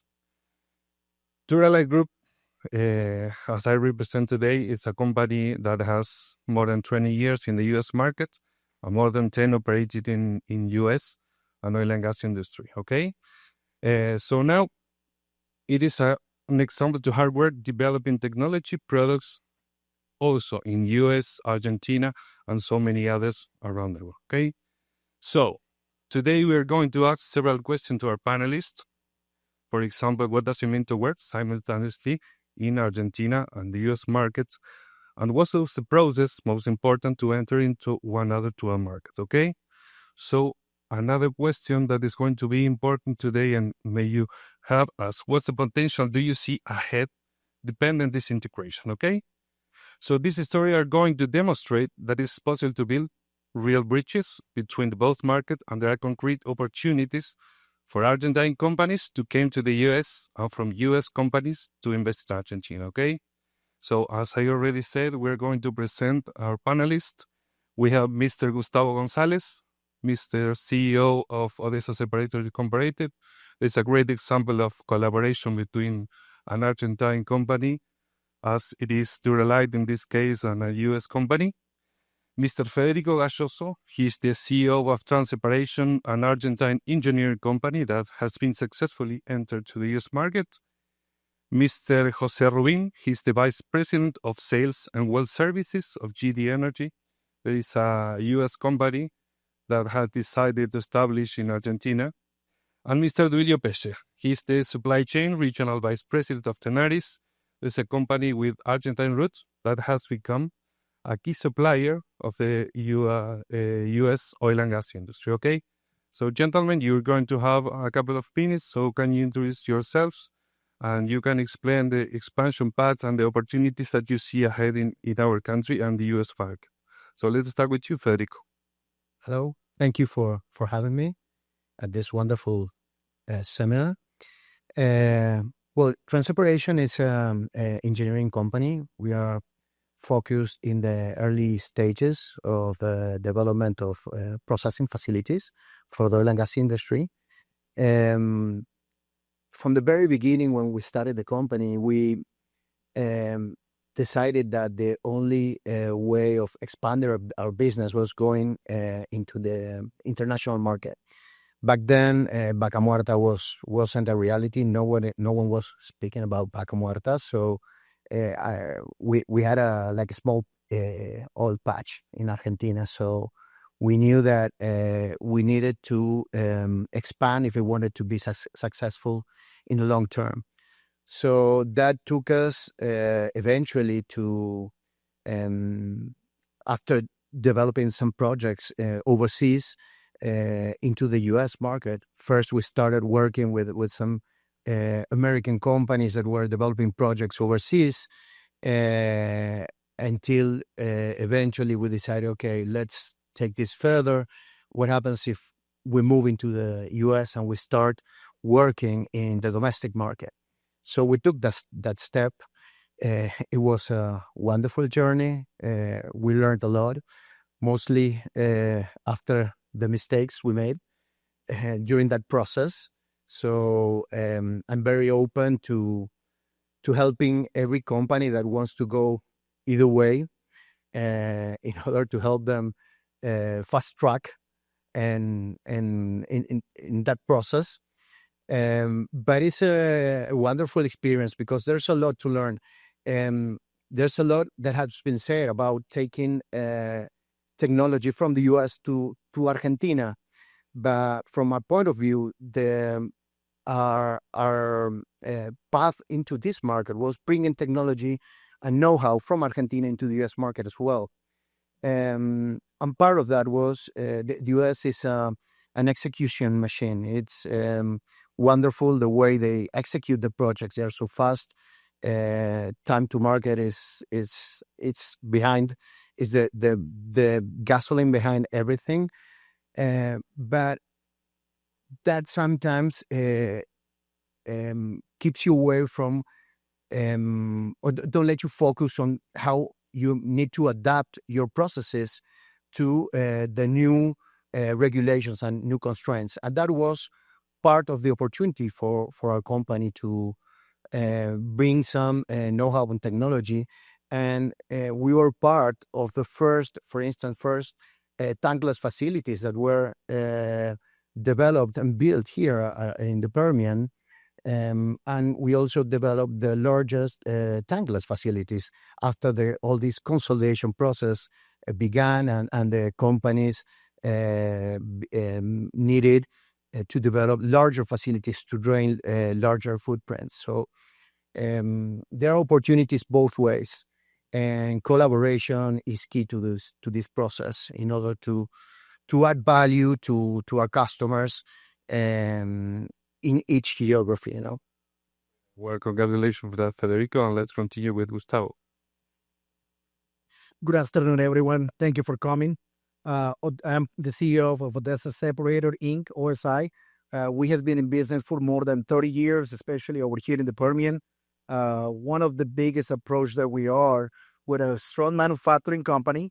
We're proud to say we're one of the biggest one in Odessa. We count around 71 CNC, 10 lathes, manual lathes. We got 5 laser machines. So we got a big footprint, almost 11 acres. One of the biggest approaches is more, there are multiple companies that focus on manufacturing, but it's mainly assembly. In our case, we just buy raw material domestically, and we just transform it from even buying a 6-inch piece of pipe, make it back in a raw material, keep assembling until finished goods, and being able to offer that solution to the clients. So having manufacturing in the Permian is what created additional value to the clients. So we get the ability to react faster than anybody else. In our case, with our industry over here, and the people in this room that are West Texas, they know that you get a call at 7 p.m. as we need this equipment, and the answer is, when do you need it?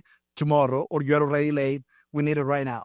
So having the right inventory in place, you always keep with the right approach to satisfy what the customer needs, and at the same time get that opportunity. Part of that manufacturing allows us to bring also the service side. So we also have some international footprint. We're part of the Argentinian base. We got a great partner over there, which is Duralite. We also have overseas operations like Colombia, Canada. We got some in the Middle East with bigger companies. So it's slowly being privately owned, but increasing the footprint, having the right steps. There were so many things on the previous panel that they were mentioned about the opportunities are always there. And there is an analogy that says the biggest opportunity always comes when you get the storm. There is so many things that you can do, like controlling the storm, controlling the oil price. I don't think anyone in this room can do it. But one of the things that we can do is actually changing our point of view, the mentality that we get in how to address that problem, and being able to be having that curiosity that you guys mentioned, be able to react on time and be stronger is what is going to differentiate in those tough conditions. When the market goes back and we're on the high peak, the companies that were resilient, that were able to keep the cadence in place, are the ones that are going to be more stronger, because they're going to have a competitive edge or competitive advantage that few companies were able to address at that point. Because the biggest things that they did was overreact and maybe start having massive layoff. So that's kind of like the mentality of the company that we are. Talking about a little bit of what we're seeking on Argentina, as Juan was mentioned, we see not just the geological formation, which is very similar like the Permian, but we see more the opportunities. People talk about the higher cost. Every single place that we go and see the higher cost, man, there is so many things that you can bring in place as long as you get the right mentality, the right partners over there, and being able to get the right approach. Maybe there is an option to start having some portion of manufacturing, doing a joint venture. There is so many approaches that you can take in those conditions that is going to accelerate the market. Once you bring a little more companies, you increase competitions, you increase the volume. Hopefully at that point, prices will fall down a little bit and you're able to now react on better terms into that market. Great, then, Gustavo. Such a great part that you had in Argentina. Jose, let's continue with you. Yeah, good afternoon. GD Energy Products. We are a fluid transfer company. We have been in business for over 165 years. So, of course, we cater to the frac, drilling, and well service markets. We are, as some of you guys saw today, we are present in every major shale in the U.S. Like the Permian, we have facility in North Dakota, up in the Northeast, and also outside the U.S. in Canada, Dubai, and Argentina. We are in Argentina, have been in Argentina since 2018. And it's been very challenging, but very rewarding. And it is something that we are very proud of.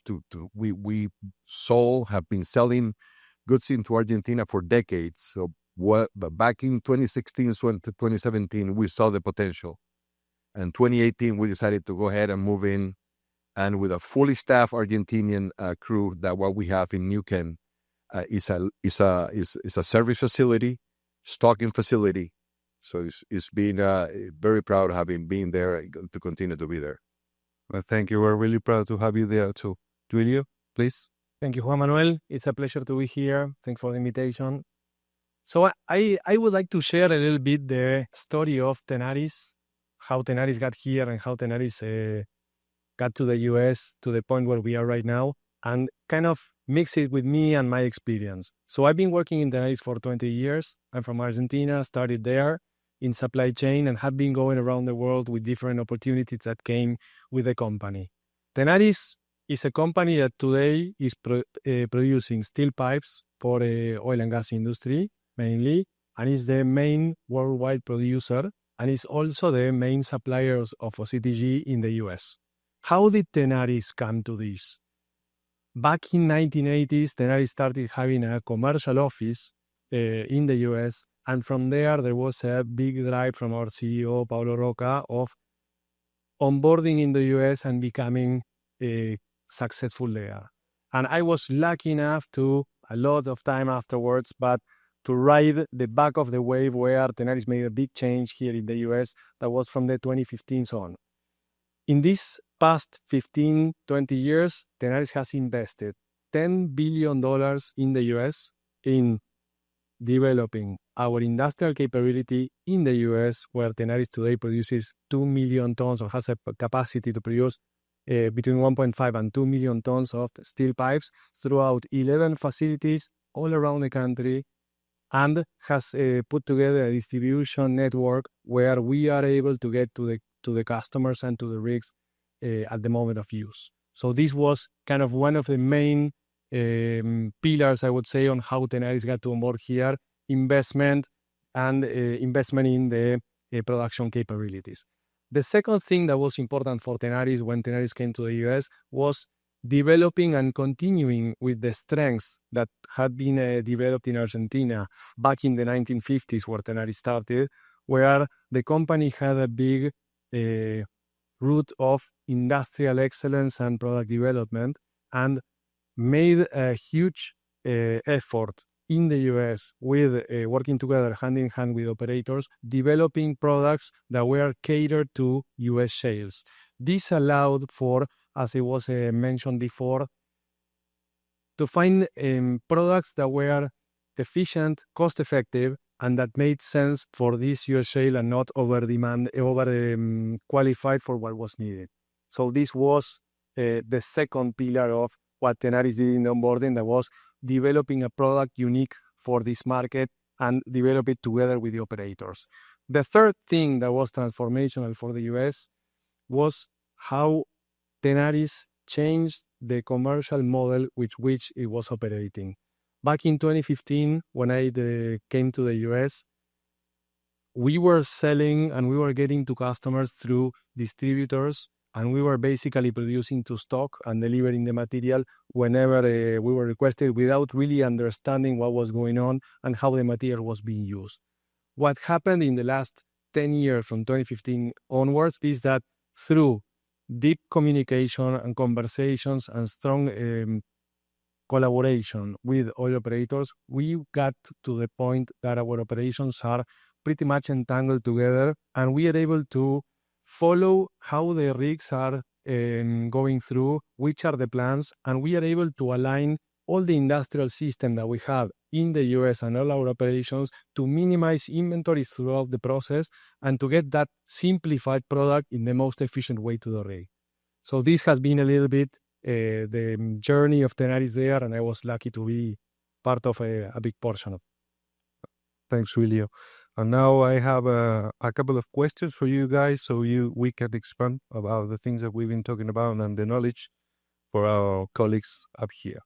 So Jose, what are the factors that led GD Energy to establish operation in Argentina? And if you can share the competitive advantages that you see in Vaca Muerta instead of some other markets. Well, I think the main thing was we needed to be closer to our customers, and being so far logistically, it takes time. So that's one of the first things that we saw is how can we be closer to our customers to be in a position to better serve our customers, basically, who are the service companies. Great, and that's what we did. We developed a plan, stay very close to our clients, and just logistically be in a position that we will have stocking supply in Neuquén or nearby Neuquén, depending the challenges that we face over the past couple of years. So I think that was and also, knowing that the Vaca Muerta, the second largest shale gas reserve and the fourth largest shale oil reserve in the world, it is something that was very appealing to us in a fact that we will be the first in doing this, the first company in a manufacturing pump manufacturing company, consumables as well, to be closer to our customer, because it's a lot different to go through distribution as to go direct. So that's something that we saw, and of course we depend on our clients, and if they are satisfied, and that's something that is taking time. Now it's been will be in year number 8, and it's been a great journey, ups and downs, of course, but we will not change anything. I think we're there to stay and continue to grow. We're now, besides not only supplying, as well also servicing those pumps that we sell to our clients. Great. And where do you see the greatest opportunities for collaboration with local companies to keep growing back? Well, one of the things that we're doing on the service side is partnering up with local companies that in not only doing the repairs on the frac pump, but also the drilling pumps as well. And depending on the capacity, on the weight and given pumps, that's what we partnered up with other local companies. Also, the workforce, the local workforce is key for us to continue developing technicians and to continue, because we need to continue growing. So both on the equipment side and also on the personal side as well. Thank you very much. Now, Federico, let's continue with you. Well, Transoperation is an Argentine engineering company that has been successfully competed in the U.S. market. What was the biggest challenge in that internationalization process here? I think the biggest challenge is making yourself relevant, in a market such as a domestic market here that is huge. A friend of mine, an American friend of mine, told me once, if you pick up a rock and throw it, it will hit either a customer or a vendor, So it's very difficult to say that the prices very big, but the risks are very high also. So it's very difficult in such a competitive market to make yourself relevant, and that is for me the biggest challenge. You have to focus. Sometimes the risk is trying to shoot everything that is around you, and that is not the way things work. You need to focus your energy on what you are very good at, even when you can maybe provide a broader spectrum of services. But my advice is that you should firstly focus on what you are great at and start from there. Start with smaller challenges to show your potential and how you can add value to your customers' assets. It took us quite a long time, even when some of the companies that we are working with now knew us from working in international projects. But everything here in the U.S. is so big that at a first glance it's difficult for the customers here to understand how you as a smaller company can help them out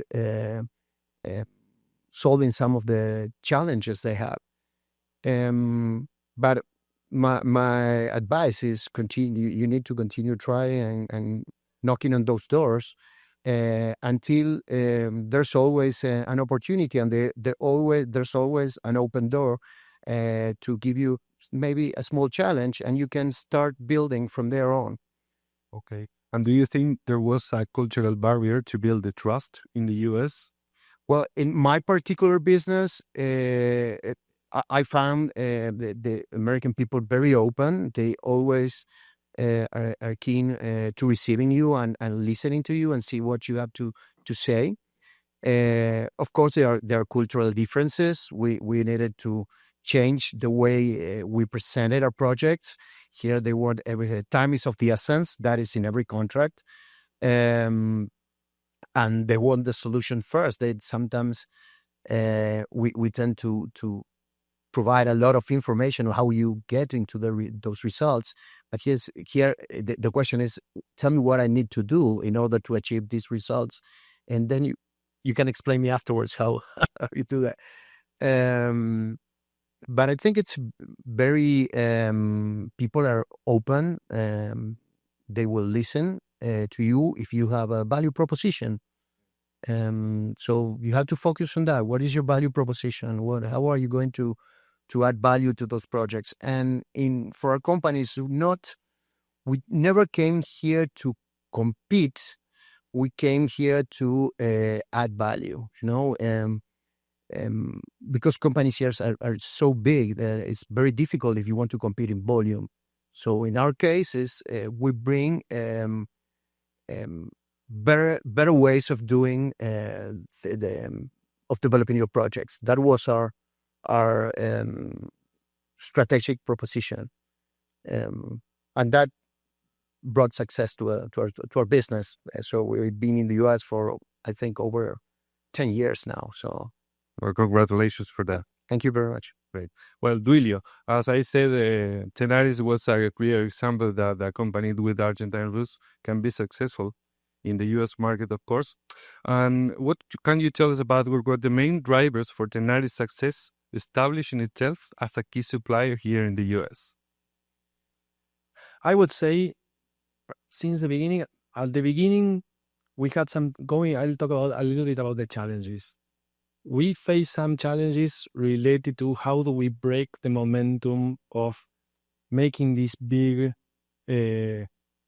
proposal of different commercial channels and going through a different way of operating. And we had in front of us the big economies of scale, the big volumes that are managed here in the US, that are something that at the beginning was difficult for us to make sure that we were able to deliver what we wanted to deliver, the level of excellence to which we wanted to be, and to convince operators that we could get it done and that things would go in the right direction. I would say at the beginning, this was kind of how do you get in the game when the game is so big, to put it in a way. And back then, our Midland service center that we have right now here didn't exist. And in this facility that today, I would say that is the largest yard worldwide where pipes are delivered, not Tenaris pipes, any pipes. And we are delivering 120,000 trucks per year. This didn't exist. So we started having conversations with operators on, let's not go through distribution. We can get this done for you. We are going to find efficiency in the chain, and we will be able to make the system more efficient for everybody. And of course, there was some kind of reaction to this that took some time. But I would say my biggest takeaway, and if something anybody from Argentina is thinking about making business in the US, for me, what I have to say about the culture is that in Texas, we found operators always willing to embrace new ideas, always open and frank about things, and always pushing forward and making things happen. And the key to success, I would say, is in not biting more than you can chew. And in the process of getting into an operation as large as the one that we see here in Permian, You don't need to cover everything from the first day. You can start smaller, but whatever you do has to be small and steady. And this is how we got from where we were back then, that I would say 100% or 90% of the model was selling our products through distribution, to today where 95% of our products are sold and delivered directly to the rigs. And our operators trust that we are going to have the pipe there, and they call us 24 hours in advance and ask for whatever they need. And to do this is not a journey of one day or two. It's about building the trust and making sure that you get to the point where the relationship is such that there are no cushions in the middle, and you can truly make the process efficient. I think that this is the key. Okay, and do you think that is, for example, the main difference between operating U.S. and Argentine? Well, I would say no. Okay. I think that in Argentina, there is a transparency. The difference for me is the following. Argentinian companies or Argentinian context, as we were hearing in the first panel, are a lot about the lack of resources, the lack of infrastructure, and how investments are not where they should be. So there is more creativity and finding kind of ways to make things happen and ways to advance the agenda despite of all of that. In the US, this kind of attitude will not work just because the volume is too big. No, the operation is overwhelming, and the operators and all the industry is more in the mood of factory mode, processes and consistency, and everything moving in the same exact way forward. And I think that here is where Argentina can bring a lot to the table, because this mentality, this mindset of finding new ways and creative ways and finding the way to do more with less, added to Texan or American mentality of process control, continuous improvement, and the drive for long-term excellence, I think there is a perfect combination where there is a big synergy here in the two cultures, and I see truly that there is a way forward for Argentinian companies to keep growing and developing in the U.S. Great, thanks, Julio. Gustavo, last but not least, as I said before, Odessa is a great example of collaboration between an Argentine company and a U.S. one.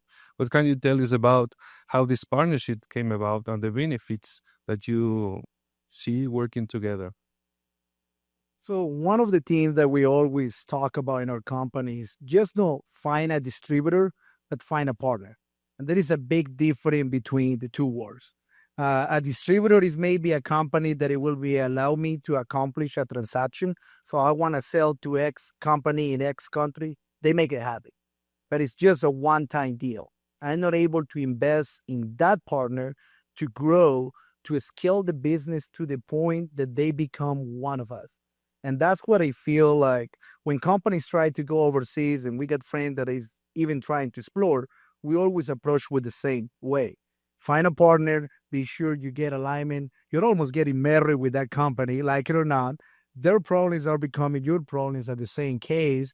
Their wins are becoming your wins, and their losses are getting your losses. So if you get the rules already defined, it's going to be easy to go to those up and down that this oil and gas industry has. We're on this rolling coaster together, like it or not. But one of the things that define those cases is more how you react with clients. One of the things that, the partnership that we have in Argentina has been extremely helpful is more we learn how to listen. And the difference between that, even though, I came from Colombia, I deal with overseas business, but we're more on the motion that because this work in the Permian, I can unplug it and plug it in any basin across the world. You maybe can hit 80%, but you always get a 20% of layers that you have to modify, readjust. You maybe deal with heavy oil. You maybe get different problems. Maybe the length of the tool is too long, and there is different way that you have to transport it. Going back with Dulio, you have to become creative. You get that Latin spirit that make it happen in a way. So I feel you need a little bit of that energy to be successful on the business. and being able to make that win on the country that you try to approach. I feel Argentina got some similarities, like I mentioned before, of the geology. They get the great engineering mindset. We got some of the same big operators. ConocoPhillips is now operating in Argentina as well. We got Chevron. So you get a lot of similarities that thankfully for some of the U.S. companies, we're able to go back. We're already an approved vendor. So it will be an easy access for them because the technology has been proven already. Great. And what lesson can you share with other companies that have been considering the partnership to enter to the new markets? I think any U.S. manufacturer, when you try to go overseas, it's always scary. It's easy to go back and say, man, look the volume that we get in the Permian. We're producing 6 million barrels per day. Are you sure you want to go and invest this amount of money in that country? Does the time actually make sense? So the answer is, and I think I related with any of us when we try to propose, it's never the perfect time. You have to just wake up and decide, I'm going to do it. Be sure you understand, and like I say, find that partner that you're able to recognize, can we do this together? How much is going to make that investment? That they're actually in a good position to make that investment. And at that point, things will just flow. The organic growth is something that it will just come. The adversities and those challenges are always going to be there, regardless where you are. Initially, some of the panelists that they say WTI, regardless the country that you are, it doesn't change. It's the same price. I cannot modify that per country. But one of the things that you can do is finding ways to realign the goal that you are approaching to go over there. So again, the lessons or the learning lessons that we get, like I mentioned before, find that partner, not a distributor, being able that you are more awareness of the country that you try to go through. There is some regulations. I remember in Argentina, we couldn't get our money years ago. Now we're able to get our money back. So there are things that you always need to be up to speed on the economy that any country is dealing with. And the last one I will say is more be willing to risk. I know it's difficult for people to risk, especially small entrepreneurs, small companies, but the small companies represent a bigger chunk of the industry in the U.S. That has been always the case, and it's going to be the same way overseas. The small companies are going to be the only one that can disrupt the market. A big company is not disrupting the market. They already learned how to be that perfect supply process through the system, but there is no invention of anything. The small companies were going to be the one with that competitive edge, competitive advantage, like Federico was talking about when he moved back to the U.S., some of the learning lessons that he got. You're going to take that opportunity and react faster than anyone because you can make a one-off. Big companies, they need to get 1,000 of those. So you get that flexibility to react to the market where is needed, and you're going to be able to create that blue ocean that we always talk about it. And I feel that's the best way that you can get in business. And Argentina right now is getting better. We actually went over there almost a month ago. I was amazed and surprised of how many things we got in common with the U.S. market and even UK, how similar it is like Midland. There is a big difference. There is a nice river going around, which we don't have that one in Midland. They got more water. But in general speaking, oil and gas opportunities is very similar. Great, and great, Gustavo. And to conclude, I would like to ask Jose, Duilio, and Federico a similar question. What piece of advice can you share with the audience for those companies that are willing to cross the bridge that we'll be talking about? Federico? You need to be, as we've been discussing, consistent with your efforts. It doesn't produce any results if you come or you go there once in a while. You have to be consistent. You have to be focused, and partnerships for me it's about everything. There's so much more than you can do through partnership. I've learned a lot through JIPs here in the US. We participated with in fact it was one of the places where we met with some of our current customers, helping the industry solving, for instance, advanced separation issues, that investing and working together with all the players, operators, service companies, OEMs, working together with a focus on in solving particular problems that would enable everyone in the industry producing more resources and getting more business is the way to go. So, Great. And Jose? Well, as Gustavo mentioned, distribution is one thing. In our case, we have distributors in a lot of countries, but being ourselves, setting up a branch in a given country is a major challenge. So there you need to have a plan in place. What are you trying to accomplish? And it's not gonna be easy, as you mentioned. Just for us to get off the ground in Argentina, it took nearly a year to get all the permits, everything. Then it's the human resource to set up your team, because with that's who you are there. Not us. We're here. We go every quarter or every few months, but the team there, the people that are on the sales side, ops, I mean the warehousing, the technicians. So it's definitely doable, and as we have heard today, it's a lot of opportunities, but it's a lot of challenges as well. So as you also mentioned, it's just are you willing to do it, right? And that's what we've seen in our companies, Canada, Dubai, and service the Middle East, and in south of the border is Argentina. That's a market that we see that that we see. We saw and we were sure that was the right approach to go there. Right. Thank you, Jose. Julio, please. Well, difficult to make a comment so generic, but I would say talking to the smaller Argentinian company that is thinking about coming to the US, if you don't have something that makes sense, don't come. And if you have something that is really adding value, there is nothing to worry about.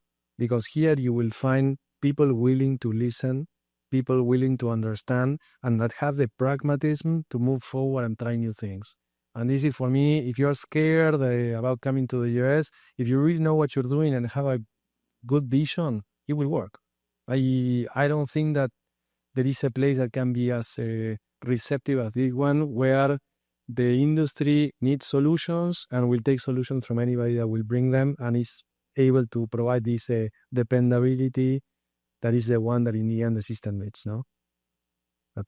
For me, that's it. Great. Thank you, the four of us, for joining me today. So a big applause for them, please.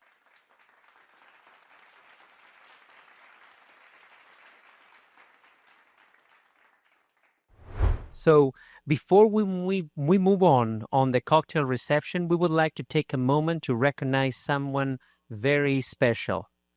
Please welcome Mariano Asperue, Director of the ATCC, who will present a recognition on behalf of the Argentina-Texas Chamber of Commerce.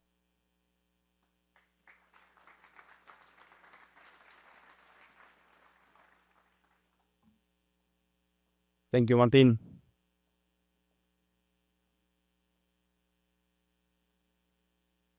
Before we close this event, we would like to take a moment to recognize someone truly special. Each year, the Argentina-Texas Chamber of Commerce presents the Bridging Award, which honors individuals who have played a key role in strengthening the relationship between our two communities, Texas and Argentina. This year, we want to acknowledge a person who has been instrumental in building that bridge, someone who has supported our initiative, fostered collaboration, and shared our vision for mutual growth. It is my pleasure to announce that the 2025 Bridging Awards goes to Ms. Ruth Hughes, partner in Kerry Hart and Holman Forman, Secretary of State of Texas. Ruth, thank you for your continued support and your commitment to building lasting ties between our regions. Please come up the stage to receive this recognition and share a few words with us.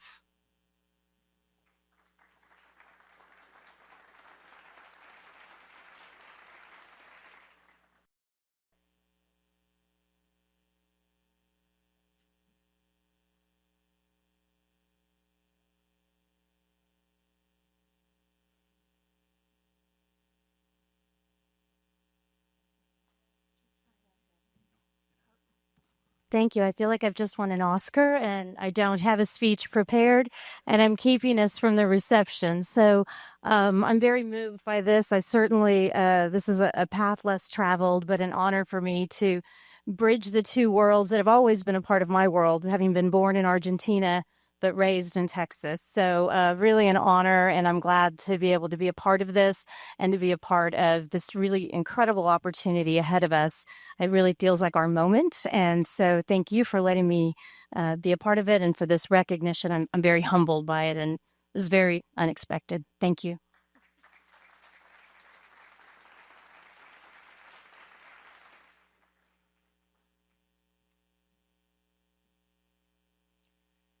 Congratulations, Ruth, and thank you for your continued support and leadership in strengthening the Argentina-Texas relationship. And now, to close this memorable afternoon, we invite you all to join us for a cocktail reception, an opportunity to continue networking, exchange ideas, and celebrate the growing partnership between Argentina and Texas. Please don't talk to the people you know. On behalf of the Argentina-Texas Chamber of Commerce, thank you for joining us today. Enjoy the cocktail, and let's keep building bridges together.